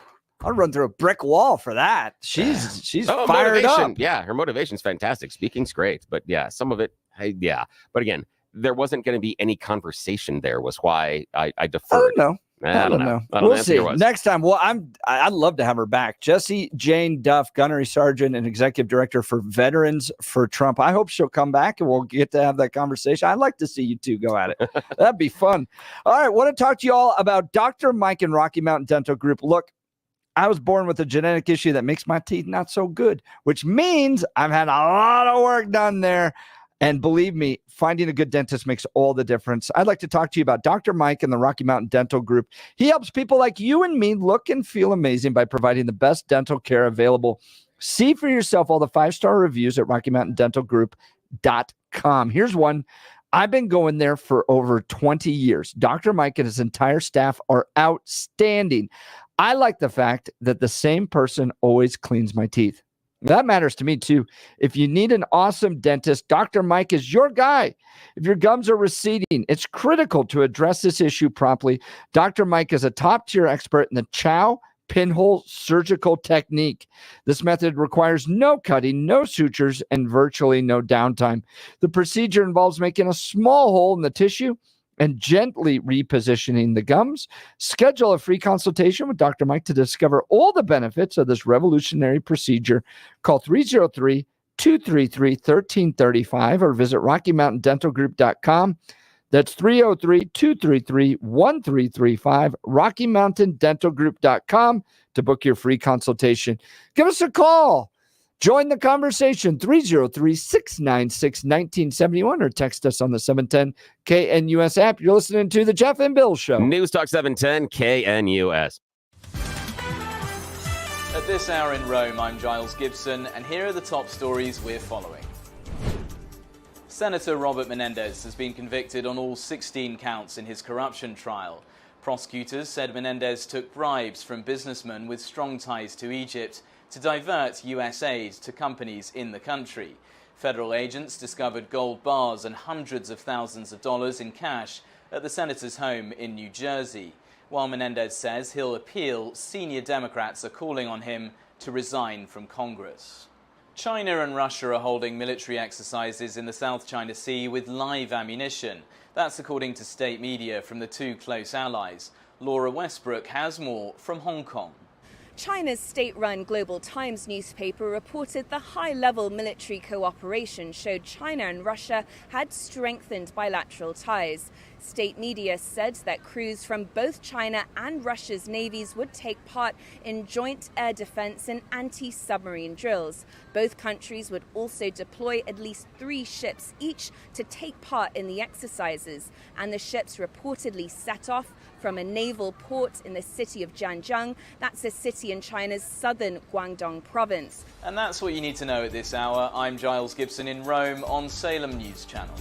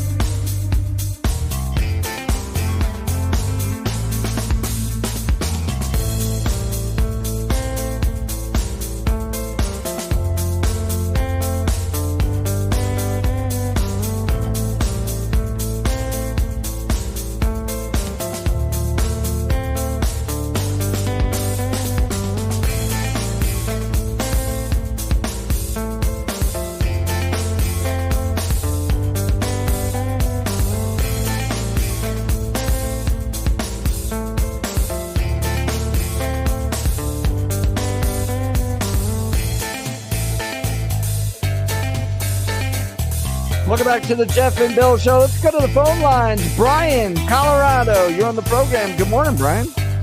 Hey, good morning. My uncle served, my cousin served. So I learned from a young age that if you like your freedom, thank a vet. And I've always stuck with That's that, regardless of what our leaders make decisions for these guys and girls and gals and women. It doesn't matter. You stand behind a vet if you love your freedom, because they're willing to die. So, good point. A long way with me. I with some things that the lady before said, but and like I said, I'm ready to take to guard a hill for her. But you know, the left's disdain for the military just makes me sick. Makes me sick and mad. But I'll move on from that. You know, the problem with people with TDS is that now they're all Trump, he's going to be an authoritarian now. Like, this guy just had a whiz by his brain. And I don't care, unless that's happened to you, unless you've had a near-death experience, now we're going to criticize what he's going to say, or even breathe a criticism of what he's going to say. People, the media's done such a great job vilifying this man. The people close to Trump know he's not authoritarian, knows he's not a racist. He's a New Yorker who has worked his way up, pushed his way up, fought his way up the ladder. Yeah, his dad gave him some money early on, but Brian, I got to ask you this. This is where I think the kind of authoritarian argument falls flat, is we've already had him as a president for 4 years. Like, you know, it's... It wasn't. They tried to use that argument as well prior to his presidency, the first term.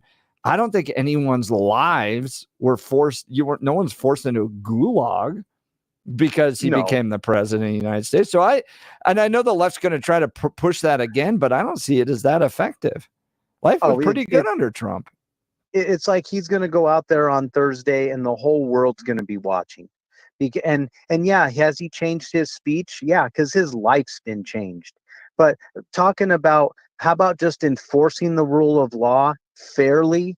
That's not going after anybody. Do you, Brian, Brian, hang on a sec. He's talked about going back after his enemies. He's not talking about enforcing law fairly.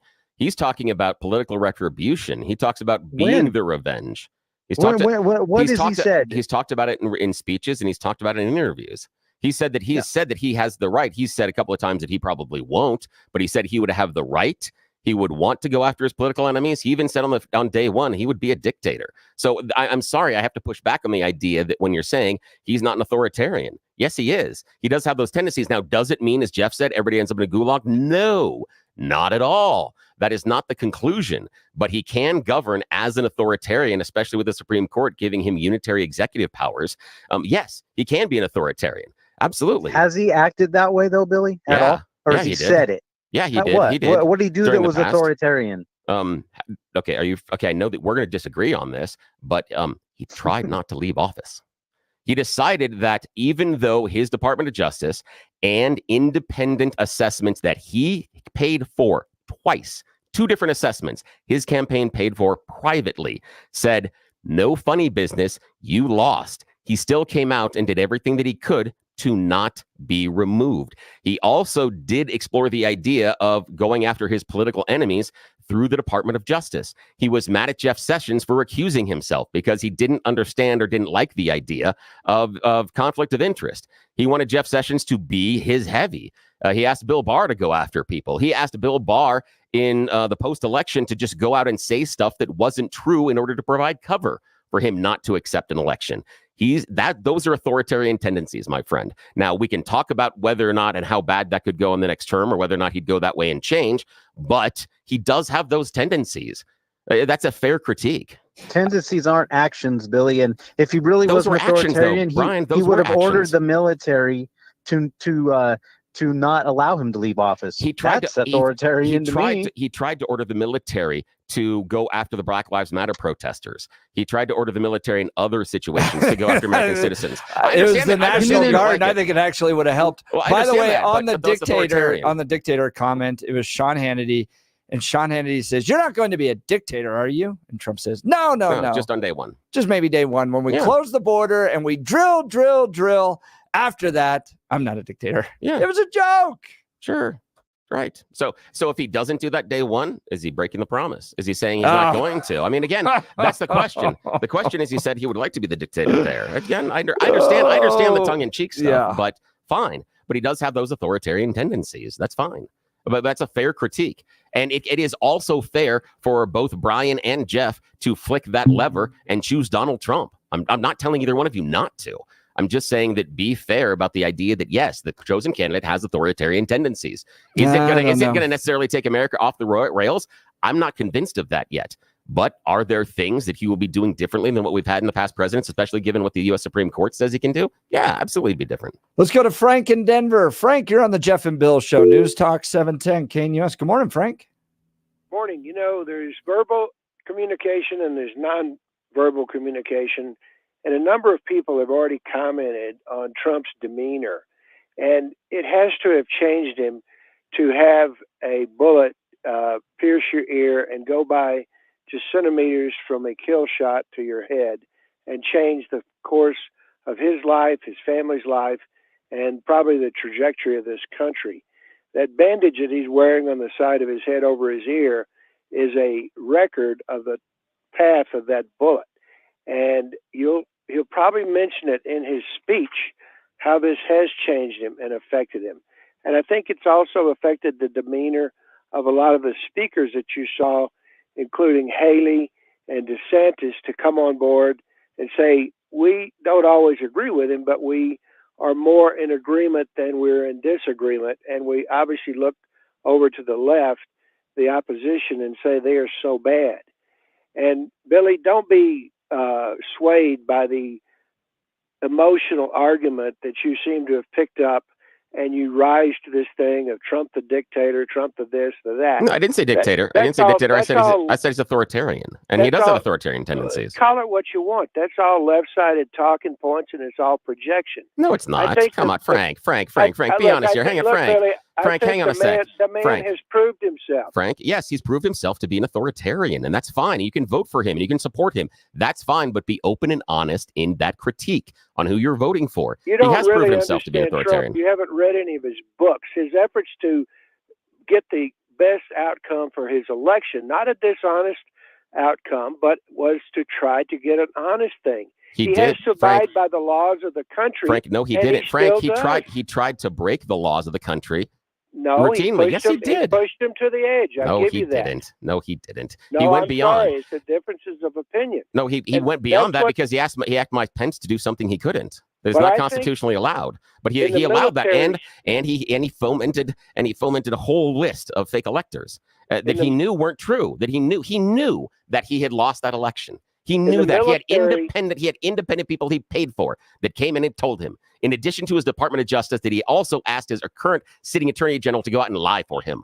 He even had a guy sitting in the wings that lost his law license now because he said, "I'll be your patsy. Here's my pre-drafted letter that he showed Trump about how I'm going to go out there and I'm going to be the good foot soldier and I'll say the Department of Justice said this for you." Dude lost his law license because of that. We have to go back a long way before we get to a person who's been in the military, seen action, had bullets flying by him. I'm talking about somebody like Eisenhower, and all the rest of the presidents have been from the private sector in the recent past. And that was actually by design, although George Washington was the original president.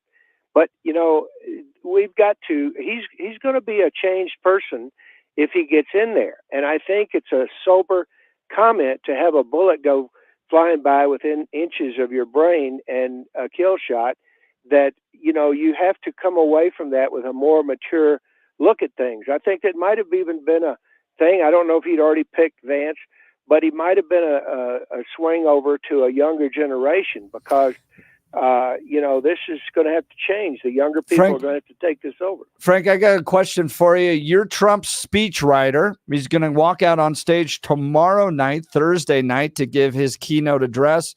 Do you want to see unity, a call to unity, or do you want to see a call to fight, fight, fight? I think he's going to say unity. I think he's going to first thank God and say thank you to the Almighty that I'm here. And it just has to go down. I think this guy, we don't understand how a brilliant guy like this processes, a guy that's handled all the decisions over his lifetime and the things that they've thrown at him and still come back fighting. And fighting is a tactic of his, but I think thankfulness for being here is the first thing. And, we've got to be thankful that we've got a guy. I'd like to take a blood sample and hold it for future generations because we're going to probably need guys like him in the future. Oh, I hope not. I really hope not. Well, that's your opinion, Billy, and you're welcome to your opinion. What's my opinion? I know, but you said that he was brilliant, and and he's not brilliant. He doesn't understand how magnets work. He doesn't understand electricity. Doesn't understand trade. Said he doesn't understand NATO until he got into the job. He understands people.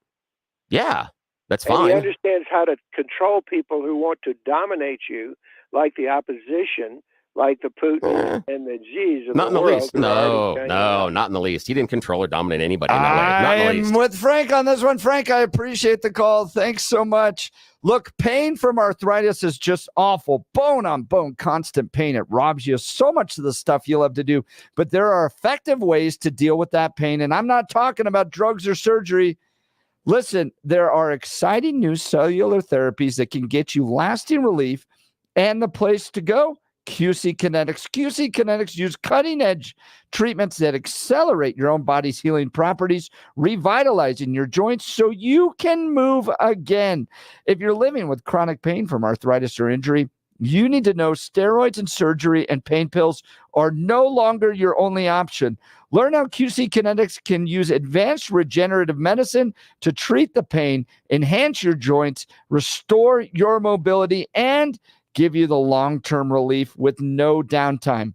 The local medical professionals at QC Kinetics are ready to help you get your life back with regenerative, restorative, cellular treatments for your achy joints. This is the future of medicine. Call for a free consultation now, 303-900-8986. That's 303-900-8986 with locations in Aurora, Superior, The Springs, and coming soon to Highlands Ranch. QC Kinetics. All right, we'll continue. Phone lines are nearly full. We'll get to you all next. You're listening to the Jeff and Bill Show. News Talk 710 KNUS.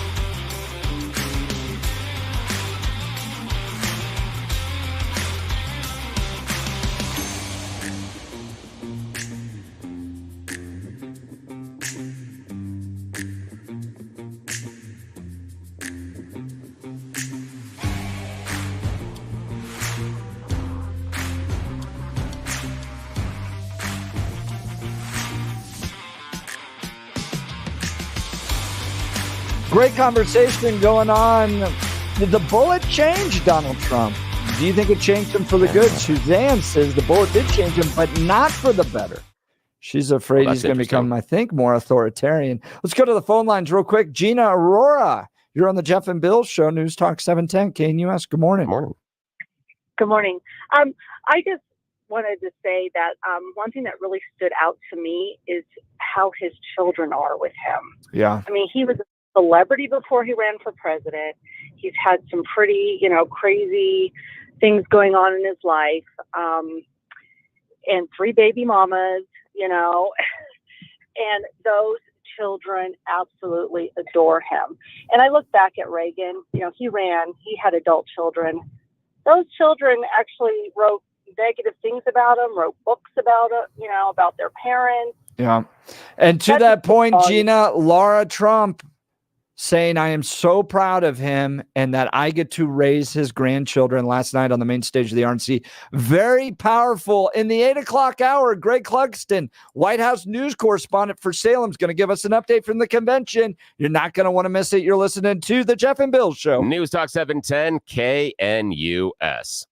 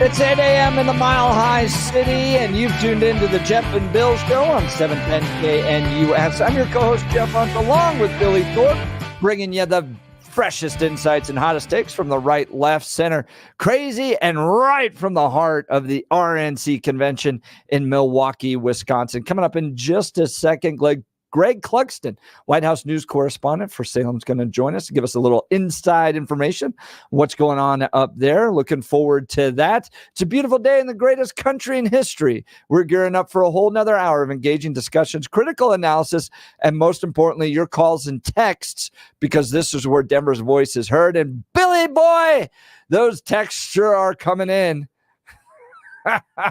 Especially after that last conversation. And believe me, we see them all. So keep them coming, especially if you agree with me. I like to see Billy getting a little bit of heat after that last conversation. Or Suzanne, you can always text in and take Billy's side as well. Grab another cup of coffee, Denver. Let's dive into the issues that matter most to you right here, right now. Blake. Yes. Keep the text coming. Billy loves them. I got a little audio for you here. All right, let's go. I love it.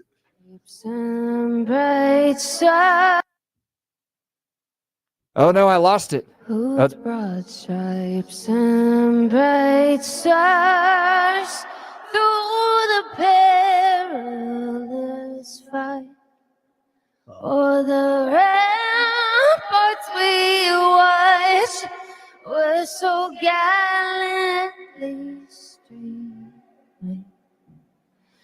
and the rockets' red glare, the bombs bursting in air, gave proof through the night that our flag was still there.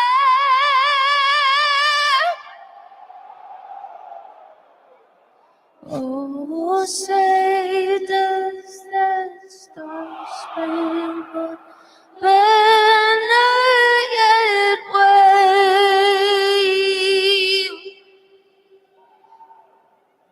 o'er the land of the free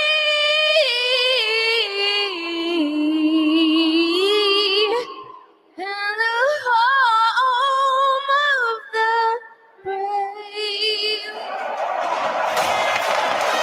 Blake, that was Colorado's own Ingrid Andress singing at the Home Run Derby national anthem. She said she was drunk. Is that the worst national anthem you've ever heard? My goodness. Carl Lewis has nothing on her. Remember Carl Lewis when he sang it? I remember Roseanne. And I remember Fergie. That was horrible.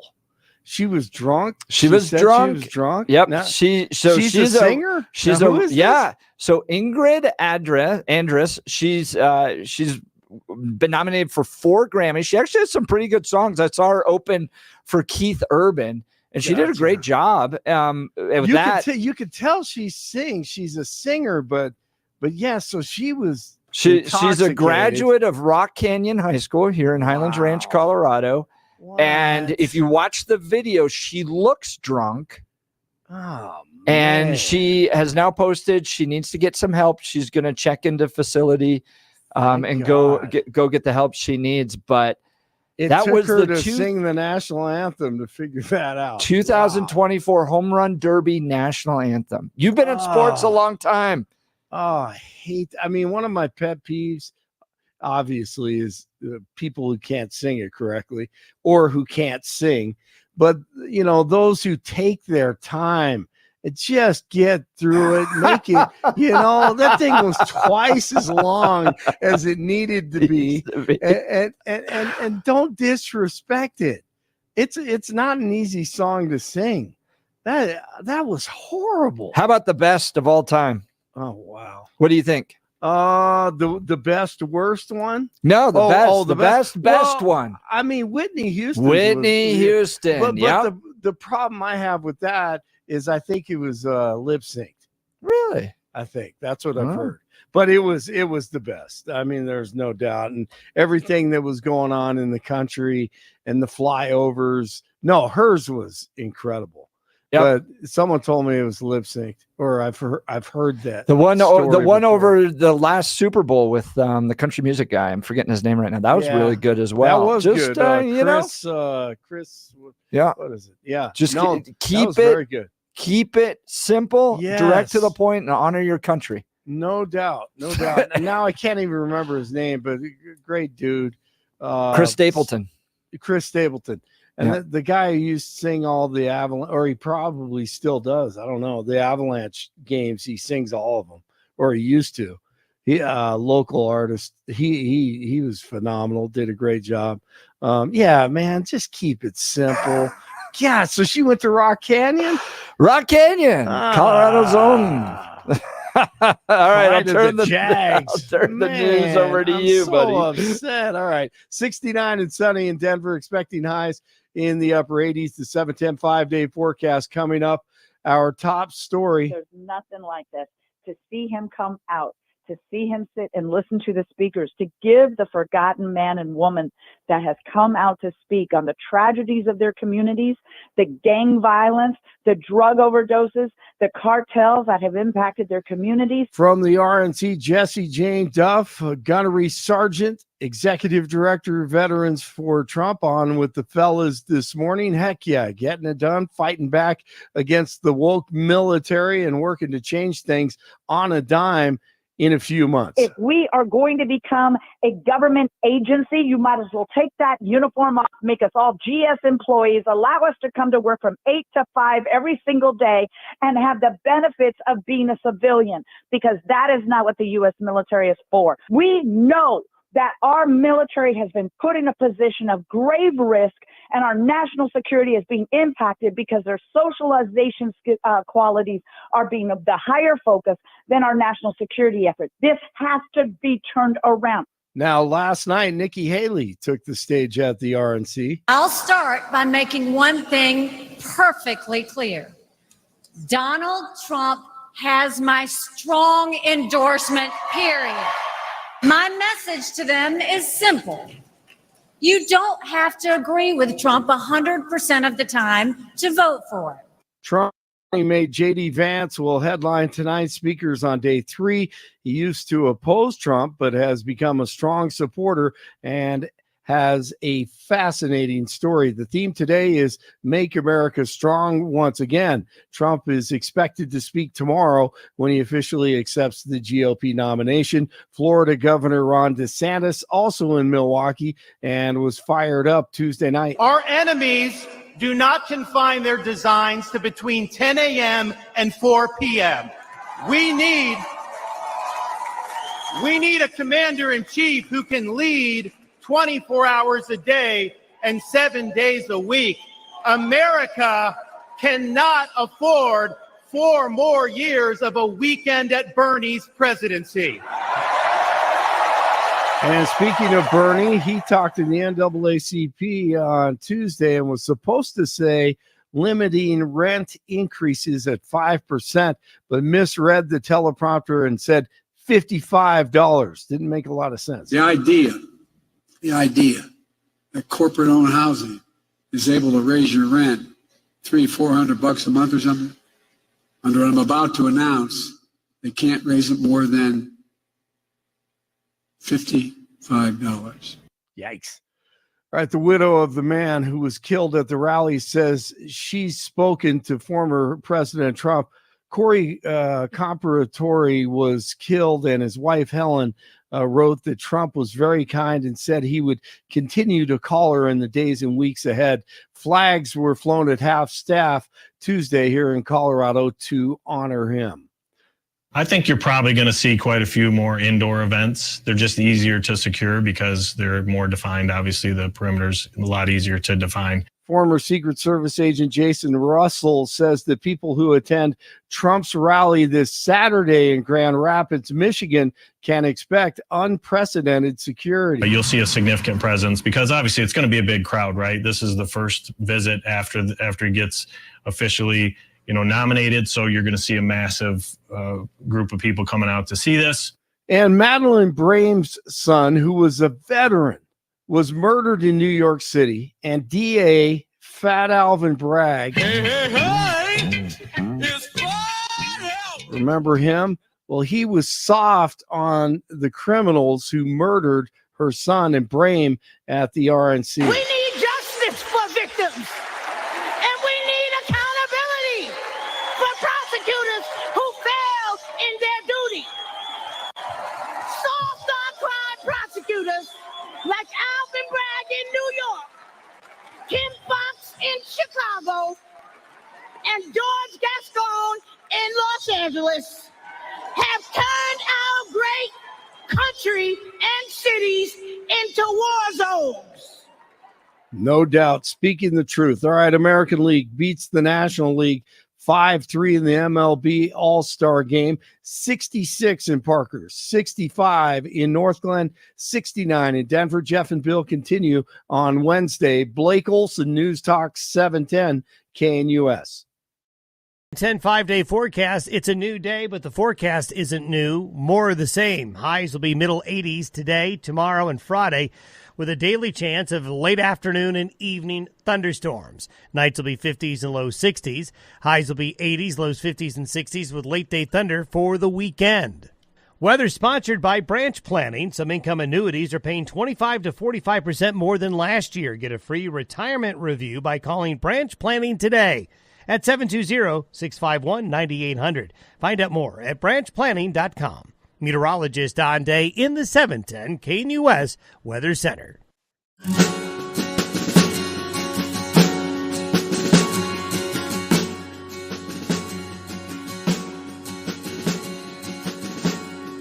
All right, we're going to take it right back to the heart of the Republican National Convention in Milwaukee, Wisconsin. Greg Clugston joins us. He's the White House news correspondent for Salem. So grateful to have you on the program.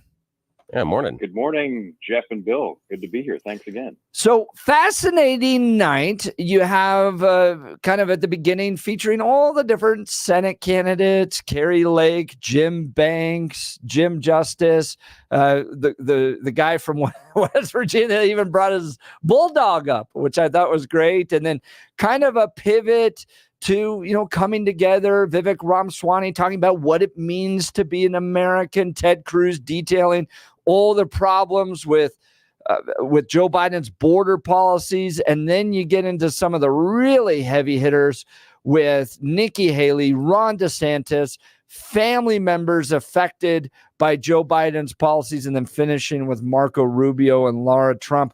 What a night. Give us some insight. You were in the room during the convention. What'd you see and hear last night?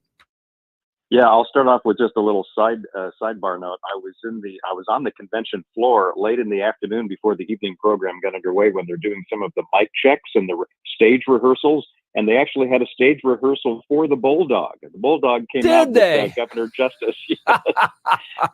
They did this. They had the stagehands come out and help lift the dog on the chair and all the rest. So the dog performed brilliantly. They got a nice response from the crowd.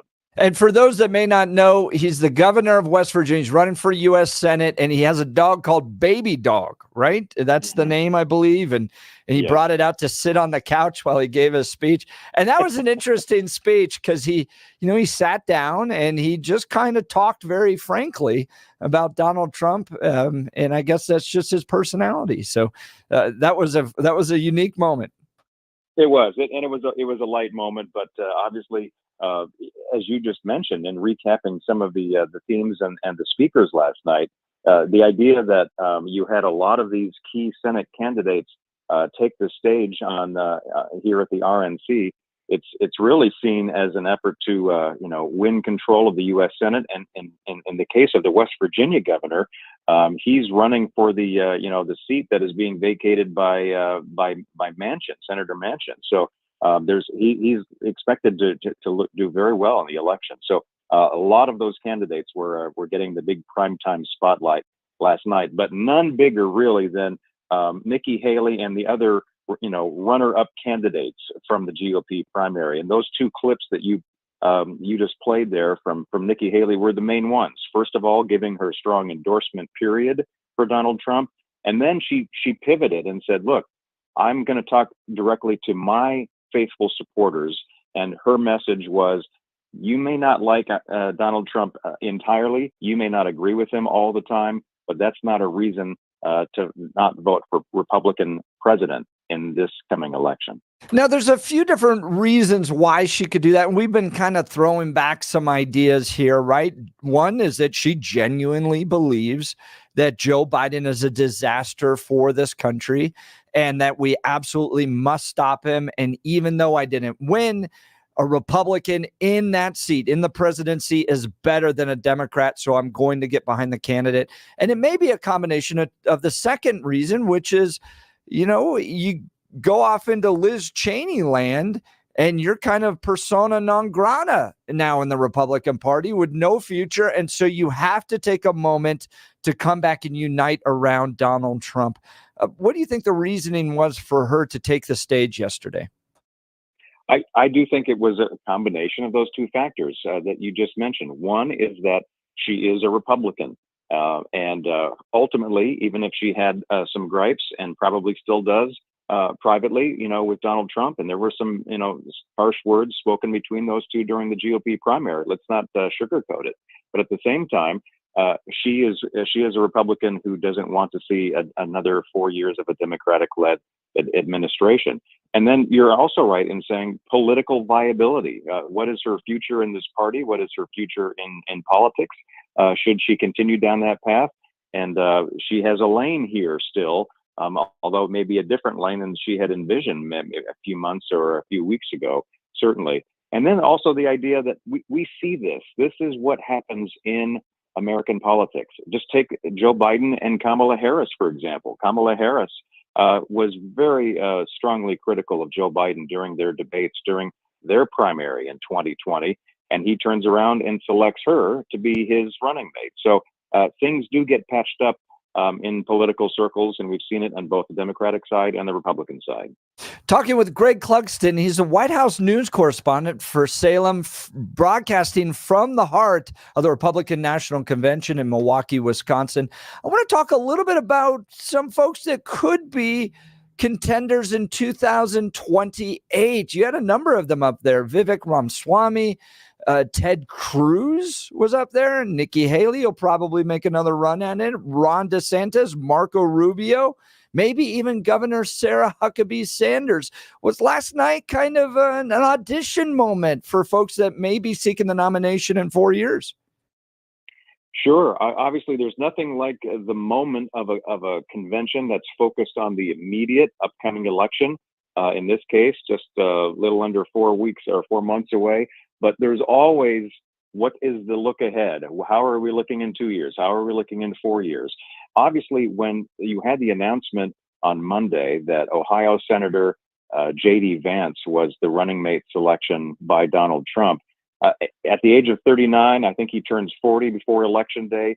That was seen by a lot of people as essentially a passing of the MAGA torch from Trump to Vance, to the next generation, to someone who is very much in the mold of Donald Trump in terms of substance and style, and that he would be seen as, ushering in potentially or continuing the efforts of the Make America Great Again movement. And so already people are looking at J.D. Vance, and certainly just because if you're the vice presidential nominee, almost by default, you may be considered to be, a front runner or certainly in that group of potential contenders 4 years down the road. Greg Clugston, White House news correspondent for Salem Media, joining Jeff and Bill live from Milwaukee. We appreciate your time this morning, Mr. Clugston. Now, question I've got for you. You were in the room. Ron DeSantis gets up on stage. Not a lot of people expected him to be there. Can you give us the flavor of the crowd? How did they respond? How did the speech go over? We weren't there. What was it like? Yeah, I think he was received quite well. And, Nikki Haley, she got very polite applause, maybe a few boos, but mostly applause. But I wouldn't say overwhelming, uproarious applause when she first came out. But I think she did win over a number of the convention goers throughout her speech. especially, giving her full-throated endorsement for Donald Trump. And there is a lot of confidence here at this convention. I'm hearing that from other reporters. I'm hearing it from talking to convention delegates. In 2016, you had Donald Trump, a businessman, getting into politics for the first time at the national level. And there was excitement and interest and curiosity about Donald Trump then, but there was also a lot of uncertainty about running against somebody like Hillary Clinton, who had the polls showing her being victorious. And so you fast forward 8 years, and the level of confidence and the level of support around Donald Trump, and that was really even enhanced even more, I think, after the events of the shooting over the weekend in Pennsylvania. But there's a lot of confidence here, and so I think that spilled into the kind of support that they're offering to some of these former rivals of Donald Trump as they all lined up last night with Trump sitting in the VIP box, listening to all of them, essentially praise his name and tout all of his accomplishments and his strength.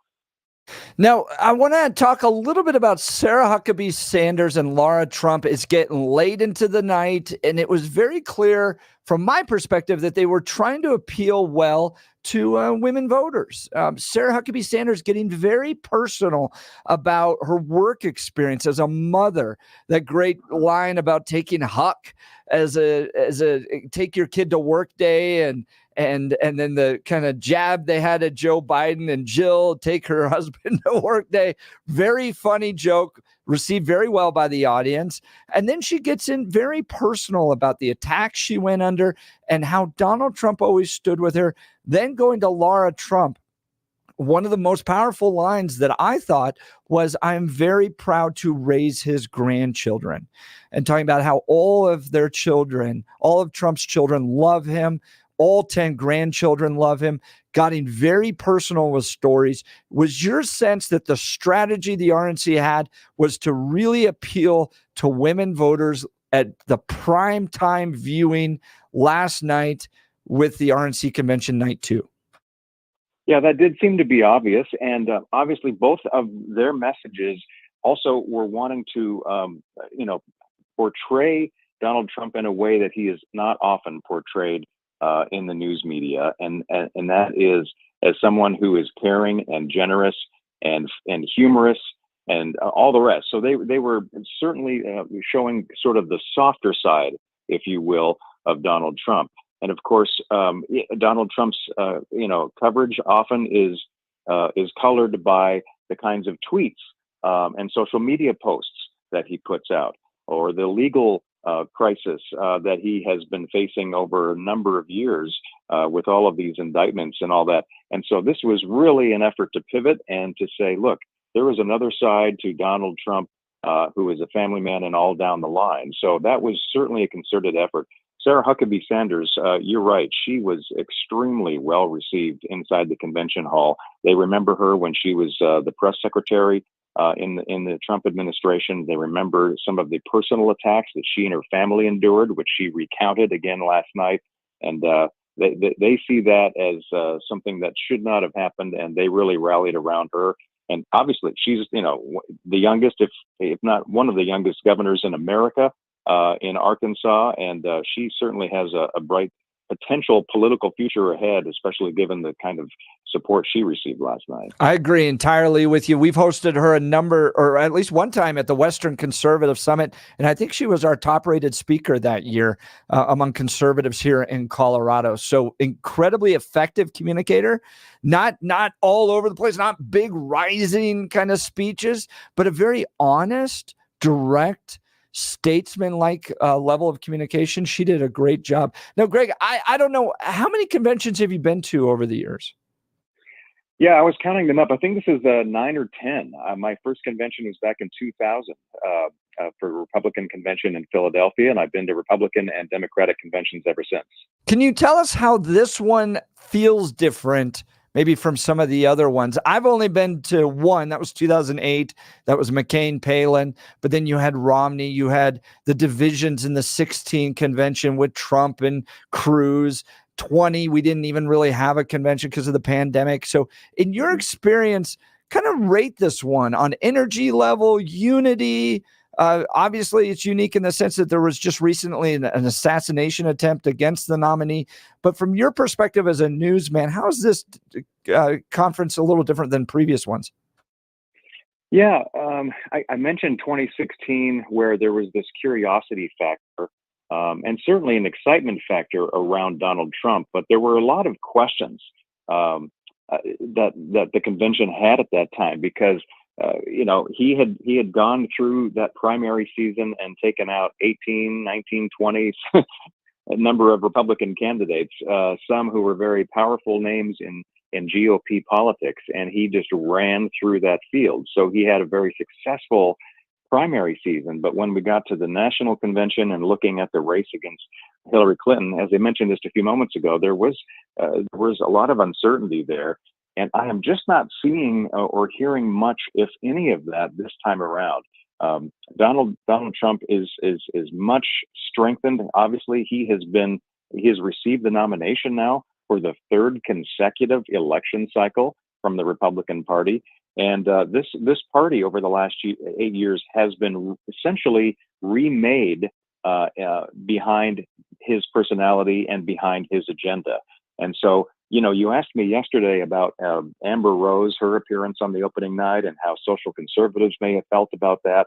Certainly, there are strains within the party, as in any family, and the GOP is a large family. There are going to be some disagreements. And in fact, with J.D. Vance speaking tonight, there are some more traditional Republicans, for example, that might be unhappy with some of his statements about not wanting to support military aid to Ukraine and those kinds of issues. So there are always going to be some fractures, sort of below the surface. But on the top of it all, this convention is showing an incredible amount of unity right now. Greg Clugston, White House news correspondent for Salem. Let's preview tonight. We know we have Vance up there. J.D. Vance, U.S. Senator from Ohio, the vice presidential pick for Donald Trump in this cycle. What do you expect to hear from him? And have you heard anybody else that might be speaking tonight? Right. So this is the big speech on the second to last night of the convention. It was always reserved as the headline speech for the vice presidential nominee. And in this case, you've got J.D. Vance, the senator from Ohio, who may be a new name to some people if they don't follow politics very closely. He certainly had a national name attached to him with his success as an author when he wrote his memoir, The Hillbilly Elegy, a few years ago, which was a New York Times bestseller. But he is relatively new to national politics. He's only been in the U.S. Senate for a little under 2 years. And here he is being selected to be the running mate with Donald Trump. So what we're hearing from the campaign is that his comments tonight are going to be largely leaning on his own story, his own biography, in essence, an introduction to the nation of his upbringing, his background, who he is, and how he got here. And so I think we're going to be hearing that tonight. And he does have an extremely compelling story, which he laid out in that book.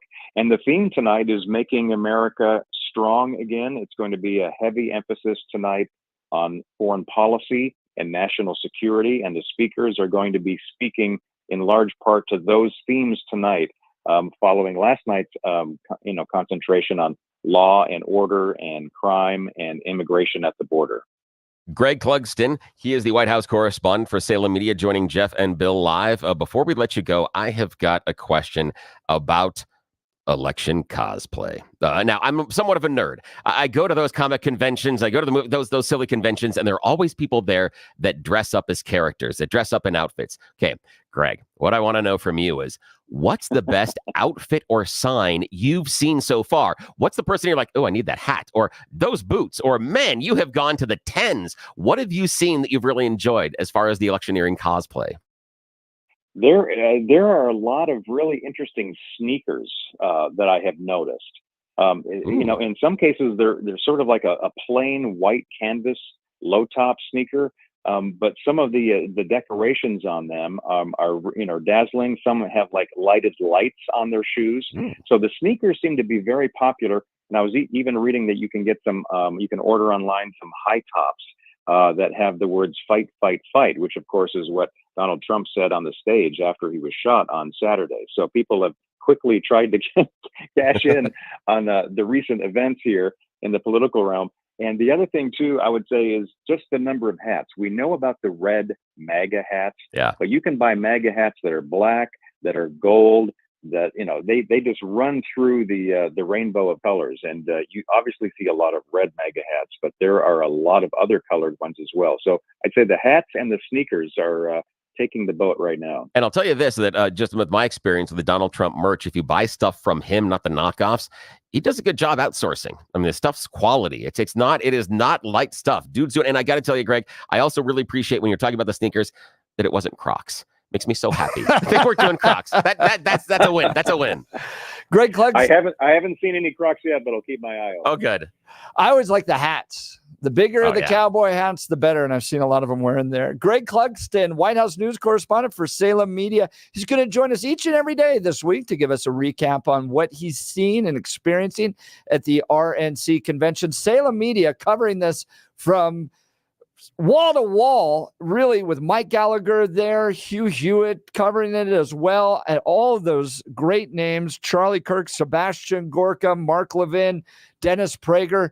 You want to be with Salem Media through the entirety of the RNC convention because you're going to get the best up-to-date information and best analysis. Again, Greg Clugston, White House news correspondent with Salem. Thanks so much for being on the Jeff and Bill show this morning.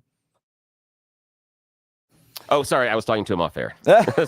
you were doing the list of things, and I always worry when you're doing that long list at the end that if the guest is still there, then they're going to talk about, or they're going to cough or do something like that, or talk off the So I put him on hold and I go talk to him off air. So just thanking him for his time and say, hey, we'll talk to him next tomorrow. Looking forward to it. I want to talk to you all about Gay Ribble and Empower Home. Look, if you've got to sell your home, Gay Ribble and the Empower Home team are absolutely the best folks to partner with for a few reasons. Number one, she's just a delightful person, right? Selling your home is one of the most stressful things you're going to go through. You got to go through the home inspection, then the negotiations, and this amount of money is too low, and all that stress. You want to work with somebody that can get you through that professionally, and Gay Ribble is one of those people. Number two, she cares about the values that this station promotes, and she gives back to the community by supporting orphans in the state of Colorado because she was an orphan herself, and she wants those kids to be able to find loving parents like she did that helped raise her to become the person she is today. Number three, she is a pro. Look, we all got friends, family members, and neighbors that are real estate agents, and they want our business. They put that pressure on you. Bottom line, this is about getting top dollar for your family. This is a business decision. And Gay Ribble and the Empower Home team get their clients an average of $30,000 more. Could you use an extra $30,000? That's precisely why you need Gay Ribble and the Empower Home team. Why? Because their exclusive database is filled with over 14,700 pre-screened buyers ready to make a purchase. So take the stress and hassle out of selling your home while getting the best price. They also have this incredible offer. They will sell your house for 100% of the asking price, or Gay will pay you the difference. It's an offer you simply cannot refuse. Get 100% of your asking price guaranteed with Gay Ribble and the Empower Home team. Give them a call today, 833-301-SOLD. That's 833-301-SOLD, or go to gayasthebuyers.com. That's GAYE hasthebuyers.com. All right, Francis, you'll be up next. Phone lines are open. We've got an open line, 303-696-1971. That's 303-696-1971. Or text us on the 710 KNUS app. You're listening to The Jeff and Bill Show. News Talk 710 KNUS. At this hour in Rome, I'm Giles Gibson, and here are the top stories we're following. The Secret Service is now being investigated by a government watchdog over security at the campaign rally where former President Donald Trump was shot at. The Inspector General of the U.S. Department of Homeland Security will look at how a gunman was able to access a roof just 150 yards from the event stage. One attendee of the rally was killed, and the suspect was also shot dead by law enforcement. The Secret Service has launched its own internal review, but Director Kimberly Cheatle has said she won't resign. The Republican National Convention continues today in Milwaukee, Wisconsin. Haley Bianco has more on what to expect. It's day 3 of the RNC. And today's big speaker will be Senator J.D. Vance of Ohio, who just 2 days ago was named Donald Trump's vice presidential candidate. Trump officials believe Vance could boost the ticket in western Pennsylvania, which neighbors his home state of Ohio. The 39-year-old was a fierce Trump critic in 2016, but he has since become one of the former president's biggest defenders. Trump is due to formally accept the Republican Party's nomination in a primetime speech on Thursday. Reporting in New York, I'm Haley Bianco, Salem News Channel. And that's what you need to know at this hour. I'm Giles Gibson in Rome on Salem News Channel.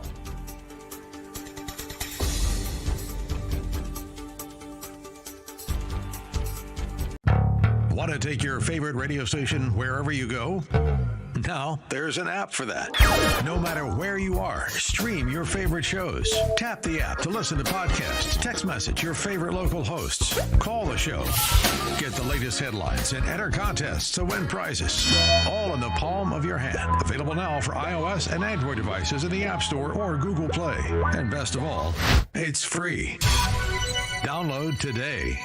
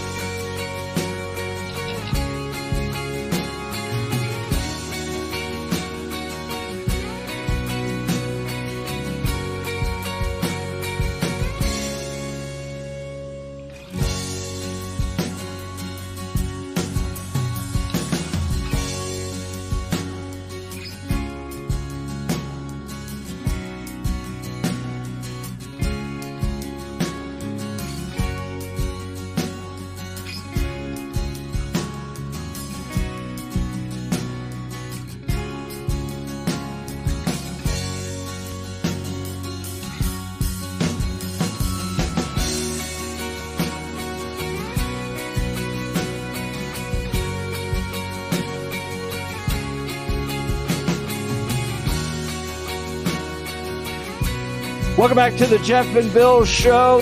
Francis and Golden. Francis, good morning. You're on the program. Your bad selves. It's a question we ask ourselves all the time. Well, see, you guys have the gift of introspection, which is good. It leads me into my comment. But here's Jeff, I really appreciate you because you're a Trump supporter, but you're not a cultist. And there are two different things there going on. And I think that, but I do kind of caution that people shouldn't expect Trump to act or react the way they would had a bullet clipped their ear, because I think that's very fair. Because here's my general frame of reference on Trump is that I think he is probably a diagnostic narcissist, and he's almost 80 years old, and that leopard isn't going to change spots anytime. And I think the average person who falls into that category in particular is going to react almost like, who would want me gone? Who would want my wonderfulness out of this world? How can this happen? And would potentially lash out. It's similar. It's almost like the Wicked Witch. I'm melting. Look at all my beautiful wickedness and things like that. That's how the reaction would be.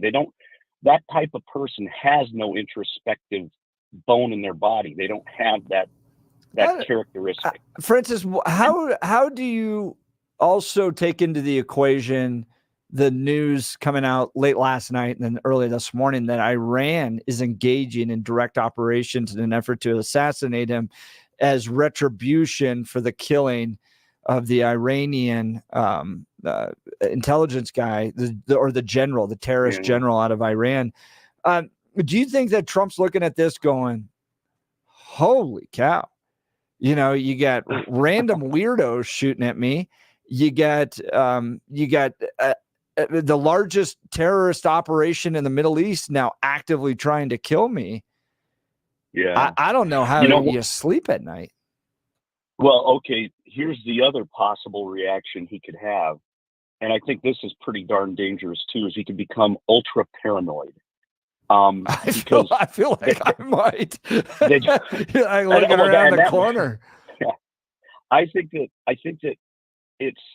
here's the problem is that once again, when you have that personality that you cannot fathom how anybody could be in disagreement and not recognize your wonderfulness, when you see that something is like that the world isn't how you view it, that it's different than how you view it, you may be ultra paranoid. You may think that every rustling in the bushes is the next person to try to kill you. You may think the next sniffle you get is the next version of COVID times 10.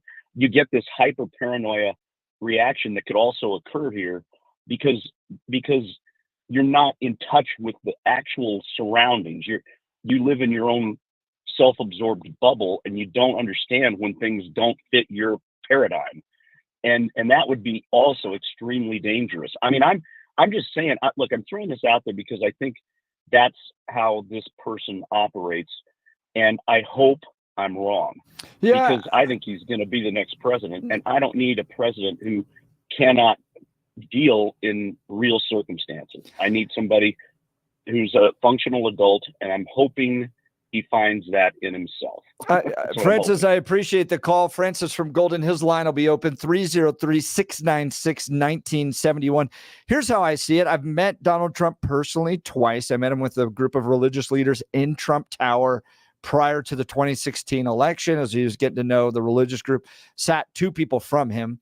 And then I hosted him at the Western Conservative Summit as well. And got to see him backstage and got to meet him and see how he interacts with people. So this is my perspective. I find Donald Trump to be very personable. I find him to be very humble.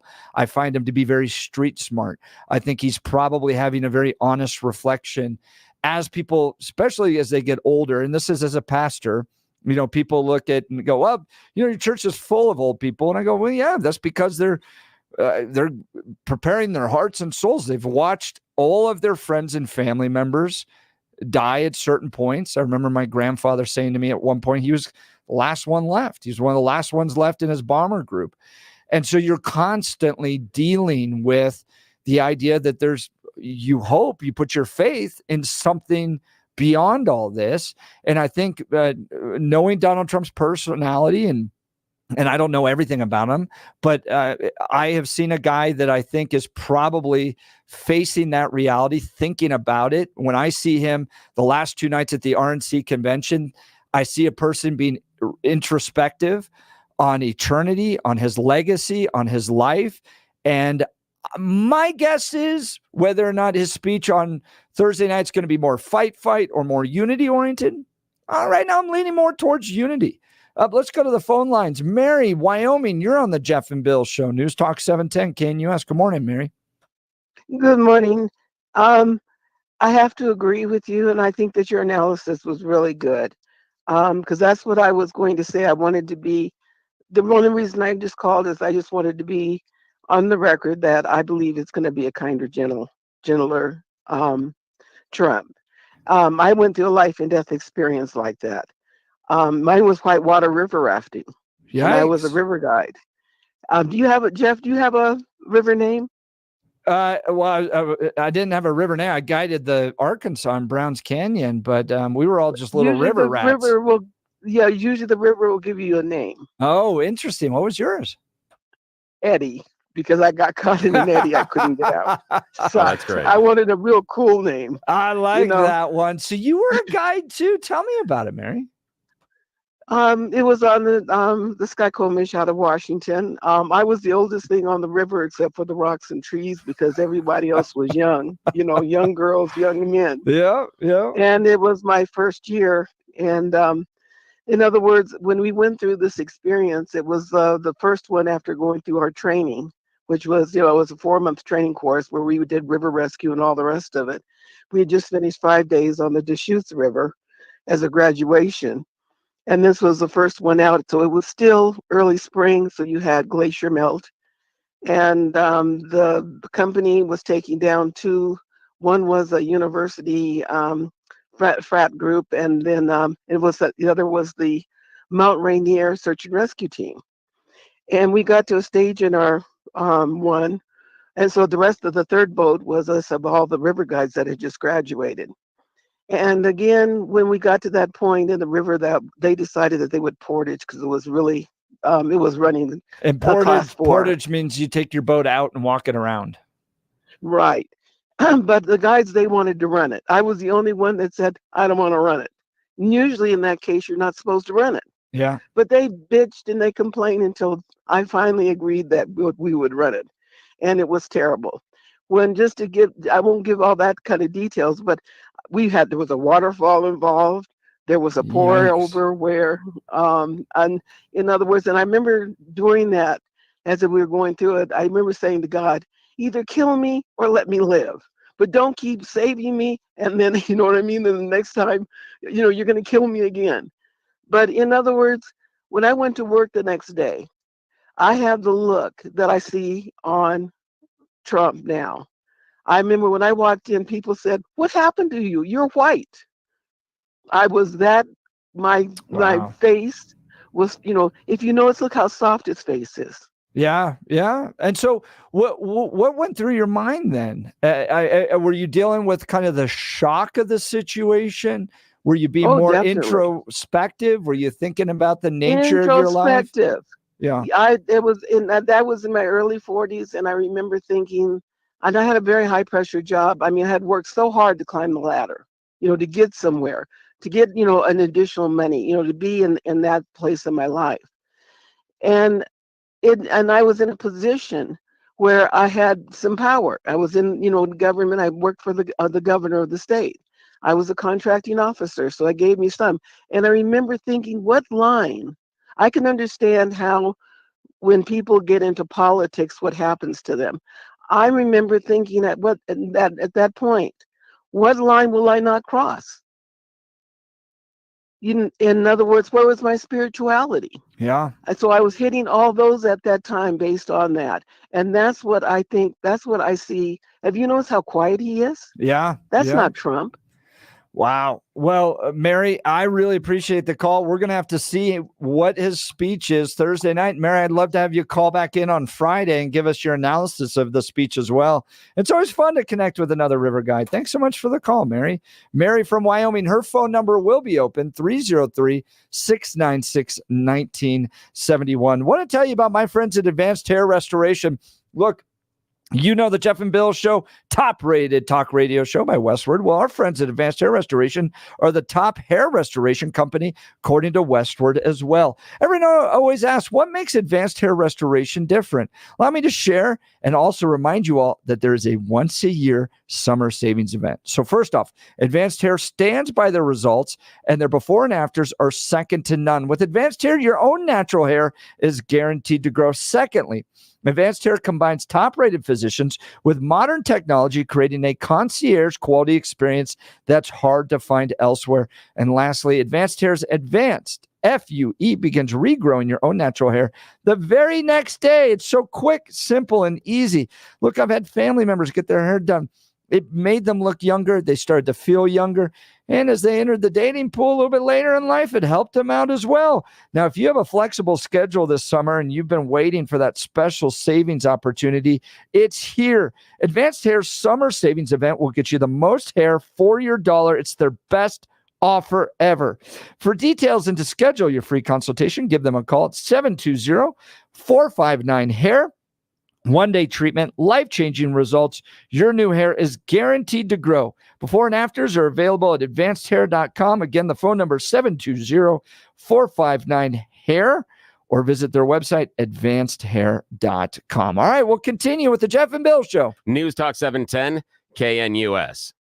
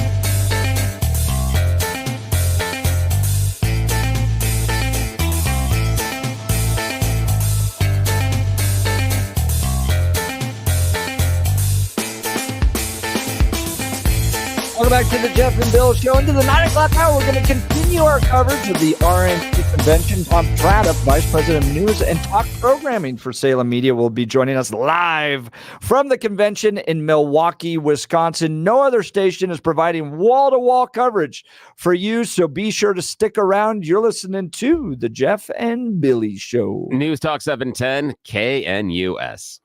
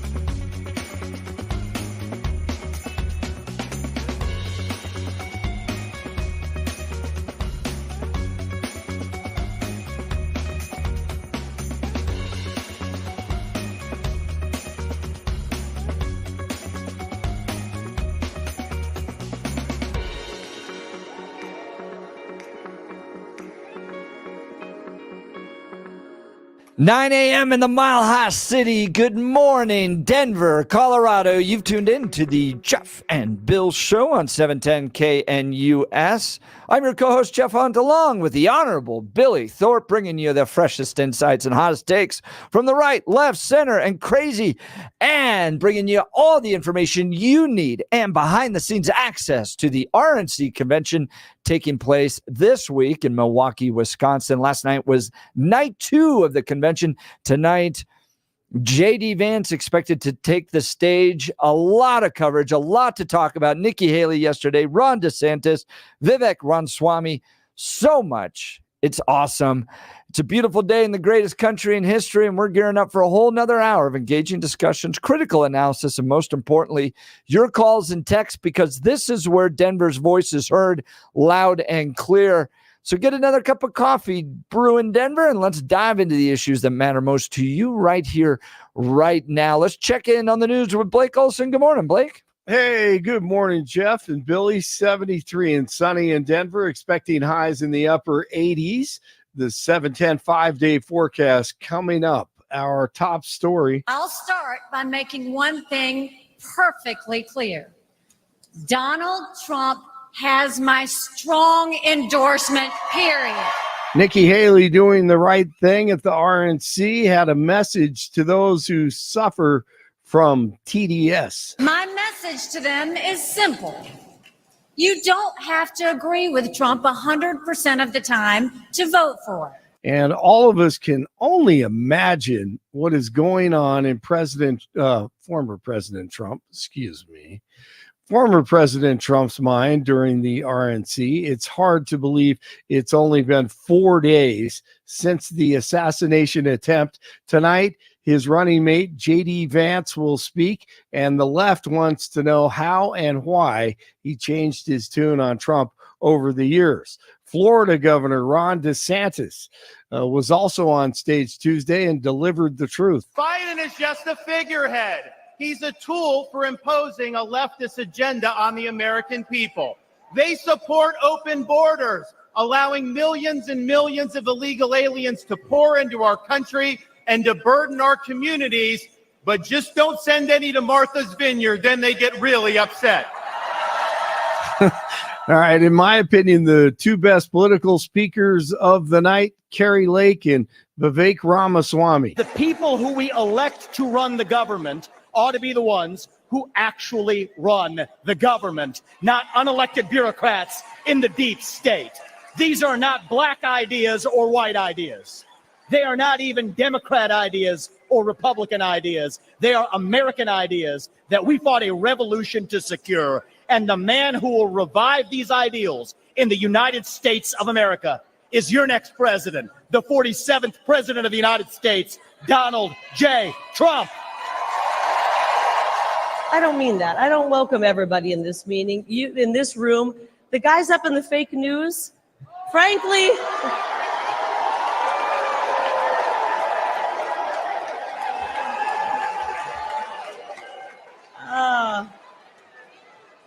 all right. Frankly, you guys up there in the fake news have worn out your welcome, right?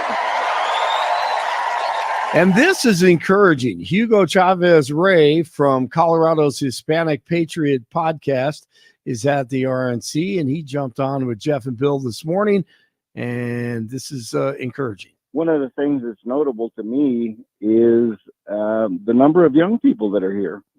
There's a lot of young people that are at this convention. This is my fourth convention. And I have to say, in my mind, it's the most electric convention that I've attended. Now, this weekend, there will be a Trump rally in Grand Rapids, Michigan, and a ton of answers still have to be answered by the Secret Service. The director, Kim Cheadle, says the buck stops here or with her, yet she still has a job.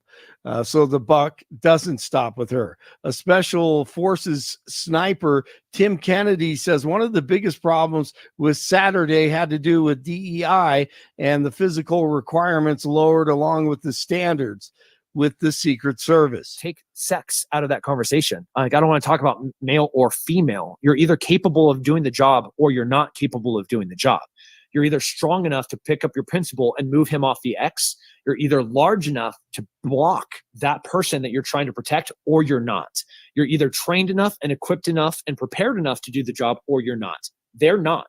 The women that were there's not just the one. So as shots are still being fired and you see bodies being flung on top of the former president as he's down on the ground, there is a woman, Secret Service agent, that is hiding behind the president. He was on with Chris Williamson on YouTube. Here's a high fly ball off of the bat of Jaron Duran. That one will leave the yard and give the American League its first first lead of the night. American League beats the National League 5-3 in the MLB All-Star Game in Arlington, Texas, with the ugliest uniforms ever worn in the All-Star Game. It's 69 in Broomfield, 70 in Greenwood Village, 73 in Denver. Jeff and Judge Bill continue. Blake Olson, News Talk 710 KNUS. 10 5-day forecast. It's a new day, but the forecast isn't new. More of the same. Highs will be middle 80s today, tomorrow, and Friday, with a daily chance of late afternoon and evening thunderstorms. Nights will be 50s and low 60s.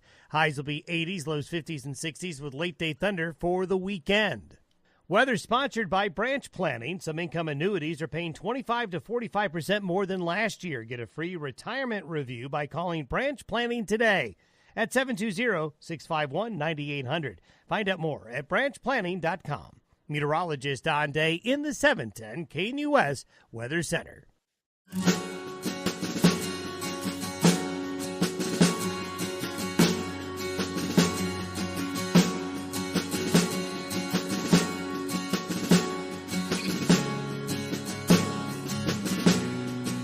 All right, we're going to take you right to the heart of the RNC convention. Joining us at the Jeff and Bill Show is Tom Tradup. He's Vice President of News and Talk Programming from Salem. He joined us yesterday. He's going to be with us each day this week during the 9 o'clock hour.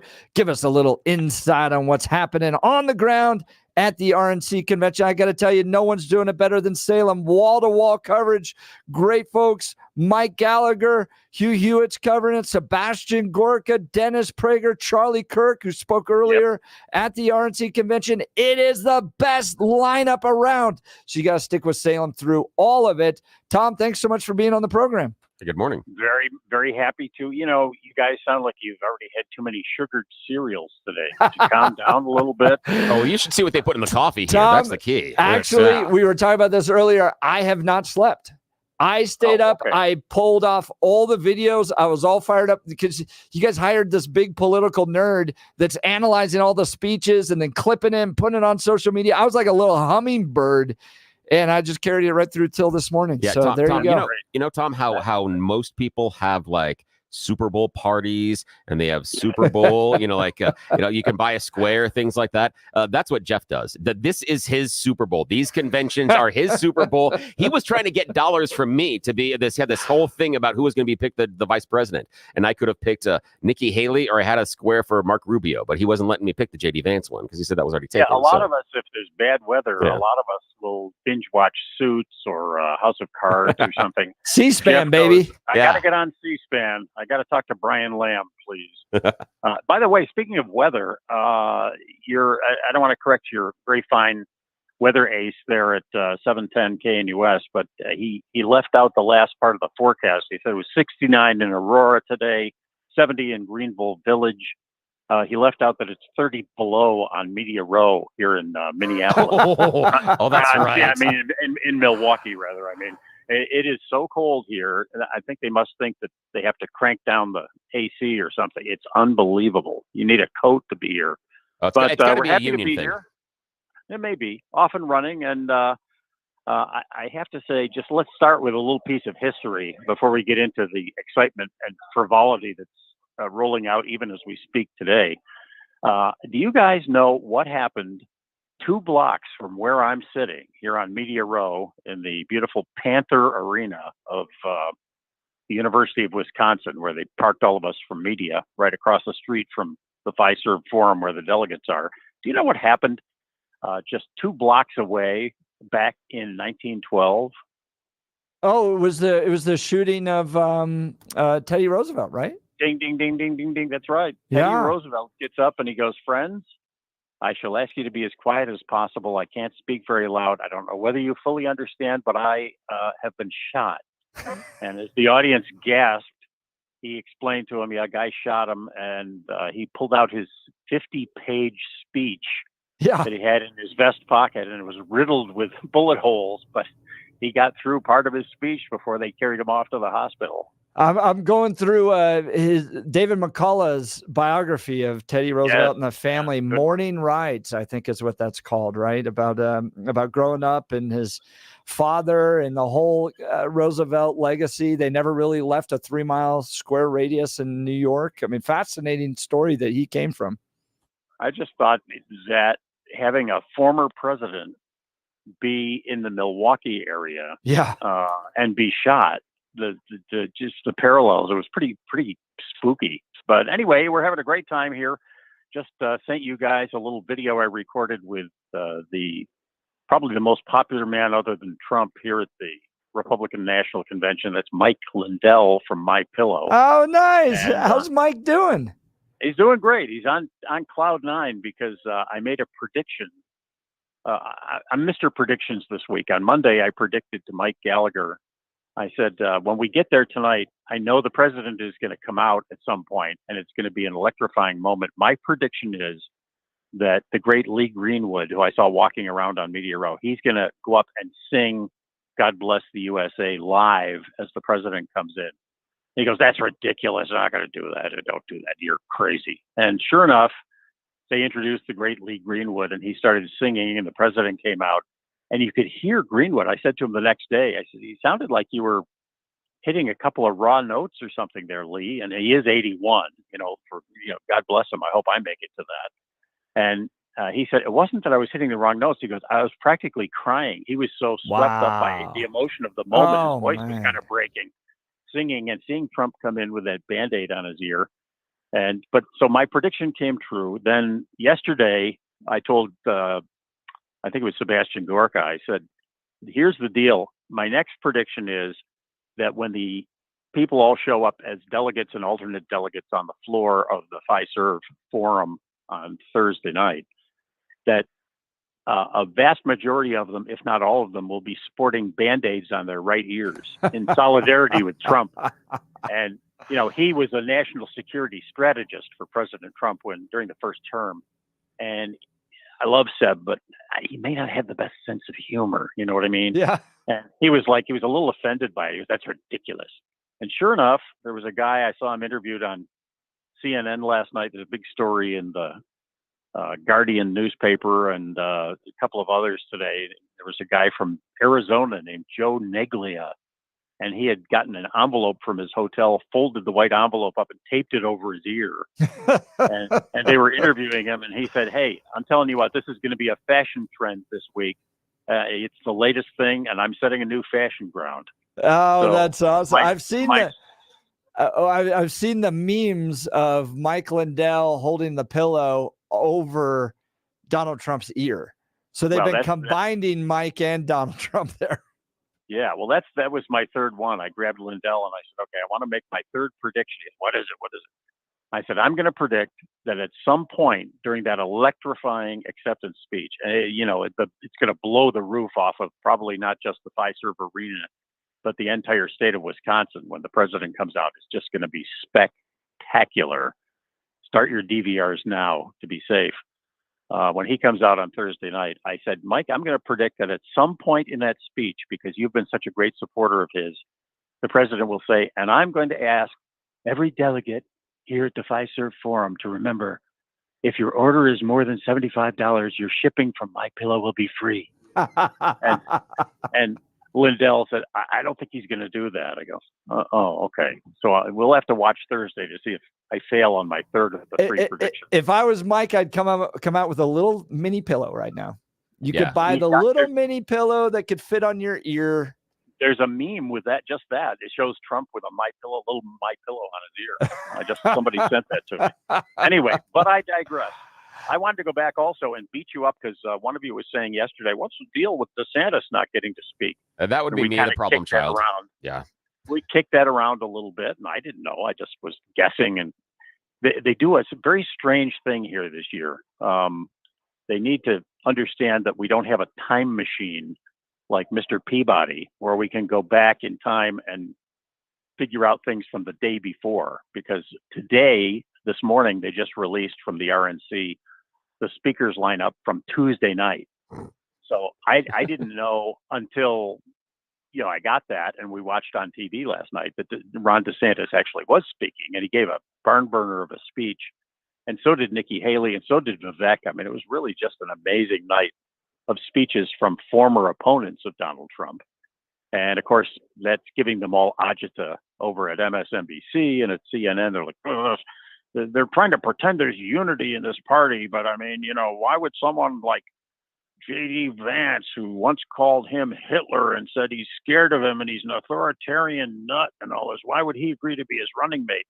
It's because they're all just scared to death that this party, unlike theirs, is coming together behind Donald Trump in a way that people haven't seen in 50 years in this country. There's never been a Republican convention that's had as little controversy and as much love for one man. And I think it's all because not only were the majority of delegates already elected to support him, so it's a pro-Trump crowd anyway, but that horrible shooting in Butler, Pennsylvania over the weekend got the whole country to just say, yeah, maybe we should lay off Trump for a while and treat him like the decent human being he is, who didn't have to do this.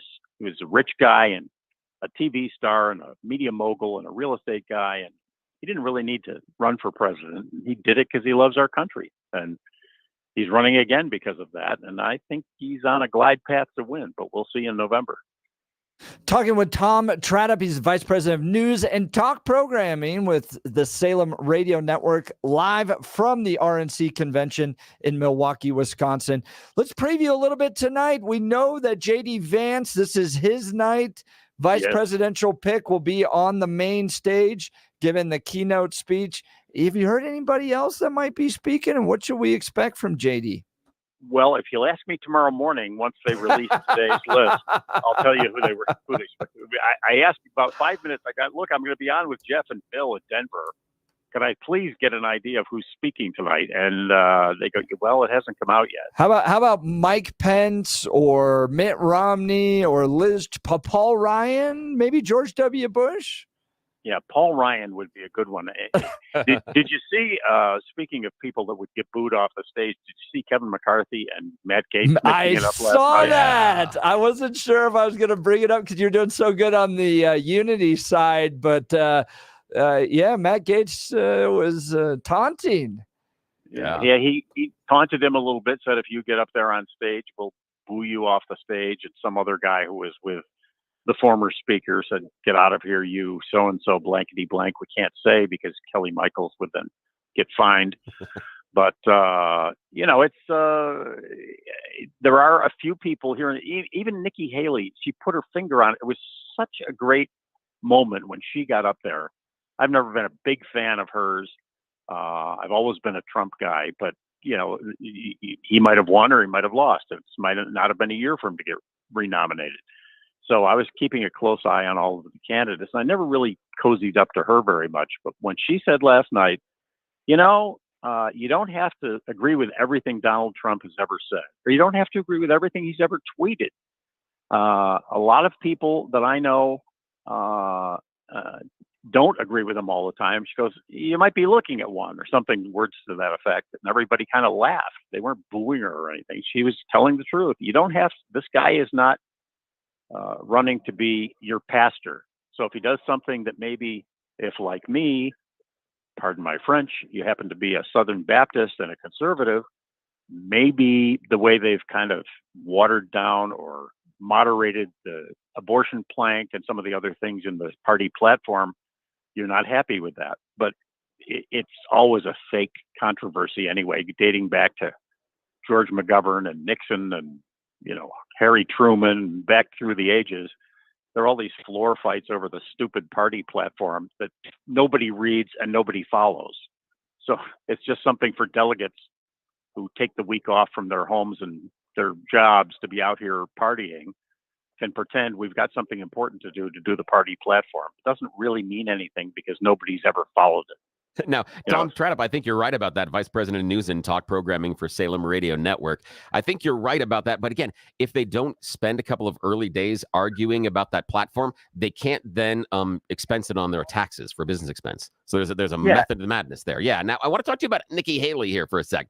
Because my partner, Jeff Hunt, this morning very intelligently said Nikki was talking to the people outside the room. And what I want is your impression on how effective Nikki's message is to the people outside the room that night, and also talk about what I heard when I was watching her. There was almost a little bit of a change. They weren't very welcoming early on, but then by the end, they were on board and understood where she was going. So I'd love to have your impression about, one, the effectiveness of her communication, two, what it was like inside the room and how that change happened. Yeah, it really was almost like a wave. Funny you would ask how it happened inside the room. It just felt like it was almost like if you're on a roller coaster at Six Flags or Disney World or somewhere, and you to the top of the hill, and your stomach starts clenching when you go on the big dip down the roller coaster. We're going, where's she going with this thing? She's talking about not having to like Trump and not having to agree with everything that he says, but then she lowers the boom by saying, I served as his UN ambassador. I watched up close. I saw, by the way, there were no new wars when he was president. Your life was better. Your grocery bill was smaller, all the things that she talked about. And I think people who really didn't like her and they were afraid, a lot of people I talked to when they heard that DeSantis was going to be speaking, it was after your show, by the way. When they heard that Ron would be speaking or that Nikki Haley would or Vivek, they said, we just have this fear of Ted Cruz in 2016. He didn't really stab Trump, but by not really getting behind him 110%, he got booed off the stage and a lot of people were mad at him. He almost lost his next Senate race because of it, because the Republicans turned on him. This crowd is not a terribly ecumenical crowd. It's 100% Trump. But you're right. He was speaking to an audience on TV that's not necessarily in the Trump camp. It's like having Anna Rose on there, the influencer, and some of these other people. And it's so funny. I don't know if you did this last night, but the first thing I like to do when I look at the replays is I go back to CNN, or especially the most fun is going to MSNBC. And, Joy Reid. Joy is a funny name for women on TV who aren't. It's like Joy Behar, not joyful. Joy Reid, not joyful. But it's like it's just like when you call Congress people honorable, just like Jeff does to me. Exactly. It's just kind of this reminder. Yeah, exactly. Exactly. You got it right. I agree with you. But she looked like somebody was trying to borrow $50 from her till payday, and she's got the gas face. And this party, they talk a lot about protecting human life, but they're against women's right to choose. Okay, honey, you might want to stop that because it's not working. Anybody who cares only about abortion, if what makes you get out of bed in the morning, put on your pants, get in your Prius and drive over to the polling place to pull a lever for either the donkey or the elephant, if the only thing that you're going to make your decision on is whether or not they can have free and open abortions in, kindergarten classes, and drag queen story hour, you're not going to vote for Trump anyway. Those are people who are automatically going to vote for Joe Biden. So they're not dissing them and they're not ignoring them. They're just going, you might want to take a second look. Same thing with minorities. Same thing with people who are typically disenfranchised, like as they call them at this convention, everyday citizens. Yeah, like the Teamster president, he did that. Yeah, he did a wonderful job saying, the Democrats take us for granted, but we are open to the Republican message. Exactly what he did. It's what I used to hear when I was working in Chicago. I ran a little radio station there called WLS for 6.5 years. Oh, heard of that. And it's a 50,000 watt monster that goes into 38 states. And with the skip at night, it goes into about 2 provinces of China. So it was a big station, and all our talk show hosts would be on there, and people would get black callers. They used to refer to WLS, which the real origin of their call letters was that it was once owned by Sears Roebuck, the world's largest store. Get it? And a lot of people in the black community would refer to WLS as white like snow, because they said it was such a conservative white radio station. Well, we put a lot of African-American hosts on and women and things. So the moniker was not really well-deserved. But anyway, a lot of callers would get on that station and they would say, I may or may not vote for whoever the Republican candidate for governor was or whoever they were talking about on that show. But they go, the Democrats, these aldermen, they come around, they knock on the door, about 2 weeks before the election. Here's your turkey for Thanksgiving, and here's my palm card for you to take in and vote for all the Democratic candidates. And we've been pretty loyal to them. This was 20 years ago.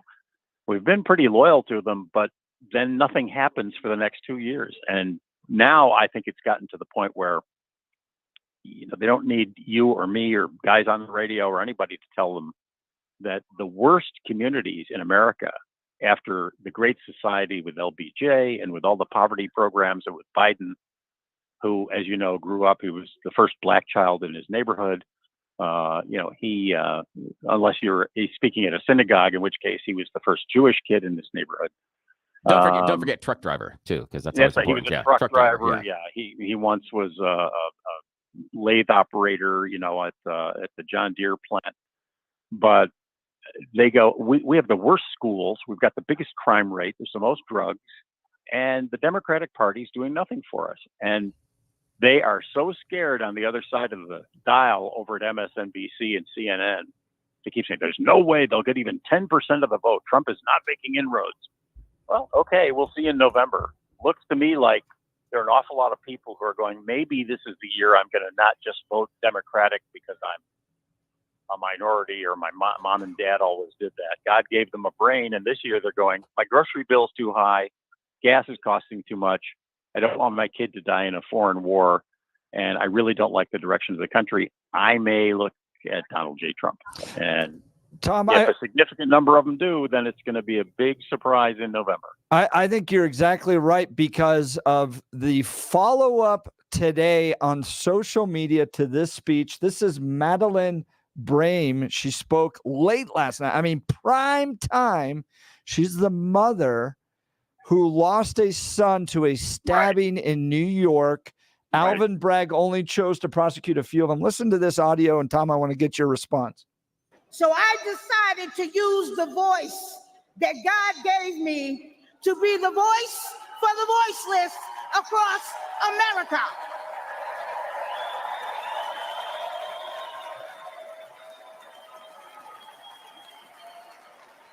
We need justice for victims, and we need accountability for prosecutors who failed in their duty. Soft on crime prosecutors like Alvin Bragg in New York, Kim Foxx in Chicago, and George Gascon in Los Angeles have turned our great country and cities into war zones.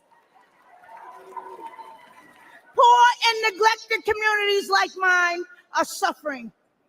And who else in here is sick and tired of being sick and tired?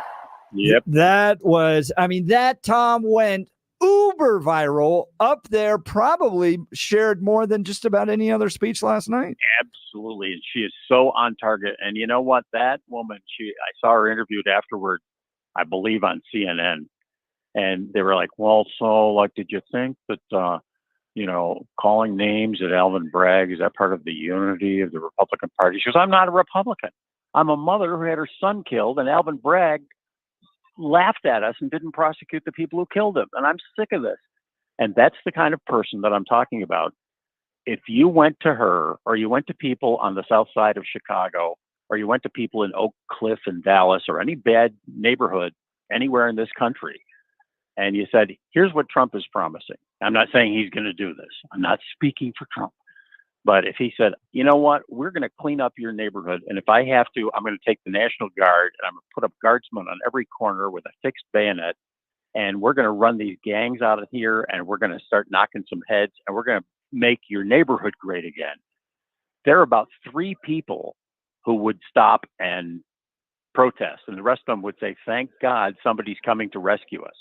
And I think that woman right there probably why Donald Trump will win in November, because the Democrats can poo-poo it all they want, and they can make fun of her and have Rachel Maddow go, she's an outlier and all that kind of thing. No, she's not.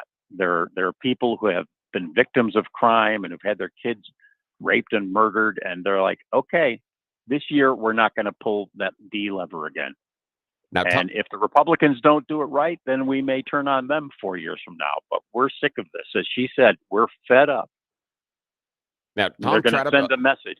Sorry to interrupt you there. Tom Tradup, okay. Vice President of News and Talk Programming at Salem Radio. I think you've hit the nail on the head. Jeff oftentimes talks about how important immigration is in this election cycle, and he's right about that. And I think you've hit on the other message that will resonate for Republicans, and it is looking for those unaffiliated like I am and those disaffected Democrats who are just sick and tired, because I think the Republican message resonates really well when they turn the mirror around and say, look at where you are now. How can it possibly get any worse for you? Can't we try something else and see if we can do it a little bit better? That's a wonderful message, and I think it's one that the Democrats are going to have a hard time countering, simply because they are the party in charge right now. And as you outlined, those pain points, the idea of crime and the idea that Jeff outlines as immigration, those are the pain points. Those are really going to be the motivators, I think, far and away above everything else. I think the economy is going to play into it, but I'm not certain that's going to be as strong a message as we think it will be. I think the immigration and the crime is where the Republicans can win. I think you're right. And it takes me back to 2016, when Trump would campaign in black neighborhoods, or he'd go to a black church, or he'd speak at the NAACP convention, or wherever he was.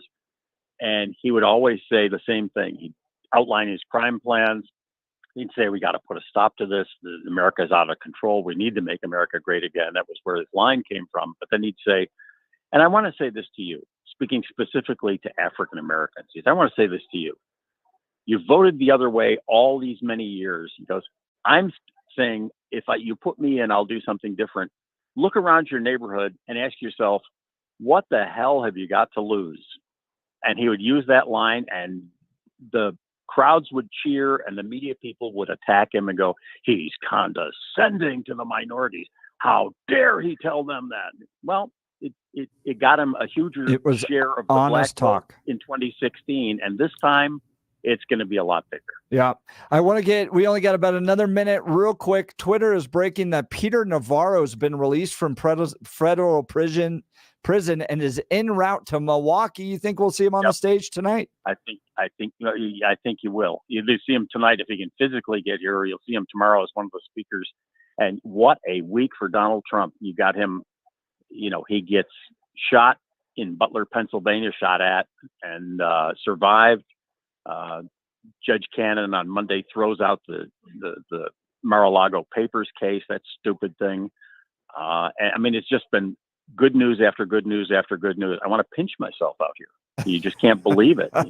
You used to dread watching the news at night. Now you go, when's it getting on? And then Nikki Haley and Ron DeSantis both come in to unite beside him. Tom Tradup, Vice President of News and Talk Programming at Salem Radio Network. Thanks so much for being on the program. He'll continue tomorrow and Friday during the 9 o'clock hour to give us some insight as well. Hey, I want to talk to you about my friends at Roll 'em Out Shelves. I've gotten to know Joyce and Brent Tolliver. They are absolutely wonderful people. The mom and son dynamic duo, leaving satisfied customers wherever they go. Imagine effortlessly gliding your cabinets and drawers to reveal neatly arranged shelves that showcase all your belongings. I was just showing them off to my mom the other day. She loves them too and may get them done at her house. Here are some of the 5-star reviews that they have received. This is a top-notch company, excellent product, excellent service and installation. We had shelves installed in the laundry room and kitchen. It makes a world of difference in accessing items. I strongly recommend them. Begin the affordable transformation in your home for less than $1,000 when Roll 'em Out Shelves efficiently organizes your space with sturdy Baltic birch shelves built right here in Colorado and guaranteed for life. Call for a free in-home estimate today. Give them a call at 303-475-9601. That's 303-475-9601 or rollemoutshelves.com. Be sure to tell them Jeff sent you. rollemoutshelves.com. All right, we'll continue with the Jeff and Bill Show. News Talk 710 KNUS.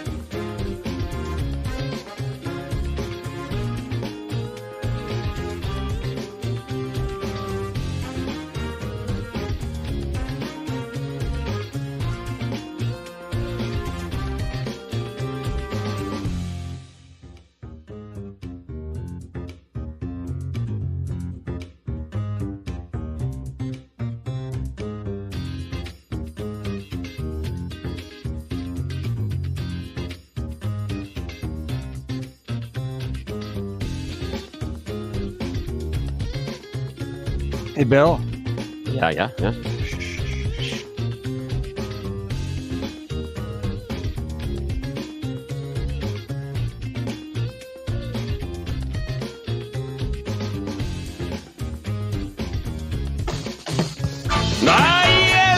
Once again, it is time for everybody's favorite fake radio news game show. You choose the news. We have scoured the interwebs for mere moments this morning to find really dumb stories about us humans, giving them even more ridiculous headlines to play this fake radio news game show. Why? Because those in charge are in the sales meeting right now.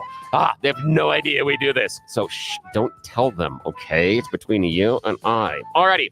Now, here's the deal. This is probably not sponsored by Roll 'em Out Shelves. They do not want to have anything to do with anything this silly and ridiculous. They come and solve your clutter problems in your home with a free home estimate and then beautiful custom-built shelves. They will solve the clutter. Bathroom, kitchen, garage. Did it in Jeff's house. Did it at my mom's house. RollEmOutShelves.com. Contact them. Free in-home estimate ASAP. Alrighty. Sir, here are your choices this morning. Choose carefully. Headline number 1, scientists are backwards. Headline number 2, just ignore the victims. Headline number 3, recognized for his dedication to service. And headline number 4, drug cartel unveils new technology. Your choice, sir. Let's see what the drug cartels are up to. Yes, the drug cartels. Is it Stefan? Is he the new technology? Well, actually, he was the tip on this one. He said that the Mexican drug cartels have discovered some incredible new technology, stuff that may actually circumvent the wall. Yes, they are unveiling something Slingshot? brand new. Nope, it's called the tunnel. There's a that or the trebuchet. Yes, there's a tunnel last week that was found in Tijuana that is so long running into Baja California that they don't know where the exit point is because they need to take oxygen with them. They can't get all the way through the tunnel. They haven't been able to connect it. It runs so long. Yes, sounds like Hamas. Yeah, I know. Type stuff. Now, previous tunnels found in the area could provide hints about the nature of this discovery, officials are saying. But they say it is well over at least a third of a mile long, had rail and ventilation systems, electricity, and reinforced walls, and is dug about 6 stories deep in the ground. 6 stories? Yeah, is where they're running it. Yeah, so that's why they're, you I appreciate the motivation of these cartels. My goodness. I want to know if we can get them here to build the houses. Because you're really good at building stuff. How about we just make it legal? Let's just build the houses. We need the houses here, please. Alrighty, sir. Second choice. Scientists are backwards. Just ignore the victim or recognized for his dedication to service. Let's talk about the man recognized. Yeah, this man was recognized for his dedication to service recently at a plant in Spain. It's a water treatment plant. The employee there is going to be recognized by the government for his more than 20 years of dedicated service. It's incredible. 2 decades of making sure he's there doing the job at the... Oh, wait, hang on. Turns out, dude hasn't shown up for work for 6 years. Not a single day in the past 6 years. It's like the reverse of Office Space. Exactly. And he kept his salary. They paid him for an entire 6 years. And you know how they discovered it? When they named him for the award. Because everybody in the plant went, wait, he still works here? And then they did the background and they checked it. Wait, dude and hasn't he was clocked just in. collected. Yes. I kind of admire that. I do you too. Know? Yes. The honest person would contact, but it reminds me of Office Space where they're like, we won't tell him he's fired. We'll just stop sending the checks. In this case, the dude quit, but they kept the checks coming. And the best part about it is nobody noticed he was gone or raised the alarm until they're like, wait, he's getting an award? Is he in trouble? Does he have to pay him back? They're going through that process right now. So it was just discovered. So we don't know. We'll try to update that one later. Yeah. But again, I need the job. I don't need to show up for 6 years and get paid. Do you think he should get... I'm kind of like, if you're the one that messed it up, Mr. Company X. I'm of that opinion too. If you didn't know he wasn't showing up and you paid him for it, obviously you were paying him for a job not well done. So fine, you're good. Yeah. Alrighty, before they get other sales meetings, sir, final choice this morning. Scientists are backwards or just ignore the victim? Those scientists always backwards. Yes, those scientists are way backwards, especially when they've been examining fossils coming out of Mason Creek in northern Illinois. This is a world-famous area. It was a term coined by paleontologists that described sites that have exceptionally preserved fossils. Unbelievable fossils. In fact, it has one of the most unusual fossils on the planet, a fossilized jellyfish. which back in 1979 was determined by Bradley University professor Merrill Foster to be this incredible jellyfish fossil, gave it a special name, and it has been studied for decades. However, that's the problem. When Professor Foster identified the blob, he had the fossil upside down. The problem is it's not actually a jellyfish. It's a sea anemone. So he didn't discover fossilized jellyfish at all. No. He just had the thing upside down. And recently, a fossil, an anthropologist looked at it and goes, "That looks like an anemone foot. How about if we just turned it upside down?" And everyone went, "Wow, genius! Look at Billy, that." I worked in higher academics for 8 Yes. years. That is not surprising. Not at all. Not at all. There's a reason we call them absent-minded professors. Yes, there is a reason we call them absent-minded professors. Well, that's it. That's the end of You Choose the News. Back to you, sir. All right. Well, it's been an absolutely wonderful show. We've been covering the RNC convention wall to wall. We had Greg Clugston, the White House news correspondent for Salem, joining us, as well as Tom Tradup, Vice President of News and Talk Programming. Salem is there all throughout it. Mike Gallagher, Hugh Hewitt, Dennis Prager, Charlie Kirk, Mark Levin, all covering the RNC convention. And this is one that's really historic. So you want to tune in, cover all that. We'll continue to update you. So you want to stick around. You're listening to The Jeff and Bill Show. News Talk 710 KNUS. Want to take your favorite radio station wherever you go? Now there's an app for that. No matter where you are, stream your favorite shows. Tap the app to listen to podcasts, text message your favorite local hosts, call the show, get the latest headlines, and enter contests to win prizes. All in the palm of your hand. Available now for iOS and Android devices in the App Store or Google Play. And best of all, it's free. Download today.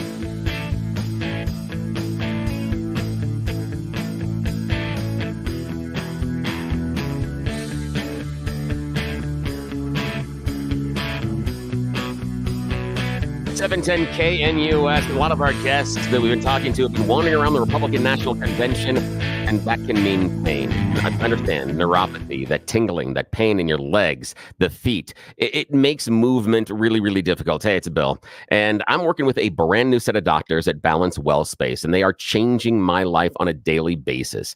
I was in there yesterday, and I've got a back that's it's trash. And I'm talking to a guy that's there, and he's talking to me about his neuropathy and how the treatments that he's getting at Balance Well Space are helping him be mobile again. He's out walking with his wife. He's actually able to go and hang out with his buddies again because they hung out at a bar and there was an entire flight of steps. He couldn't navigate the steps anymore.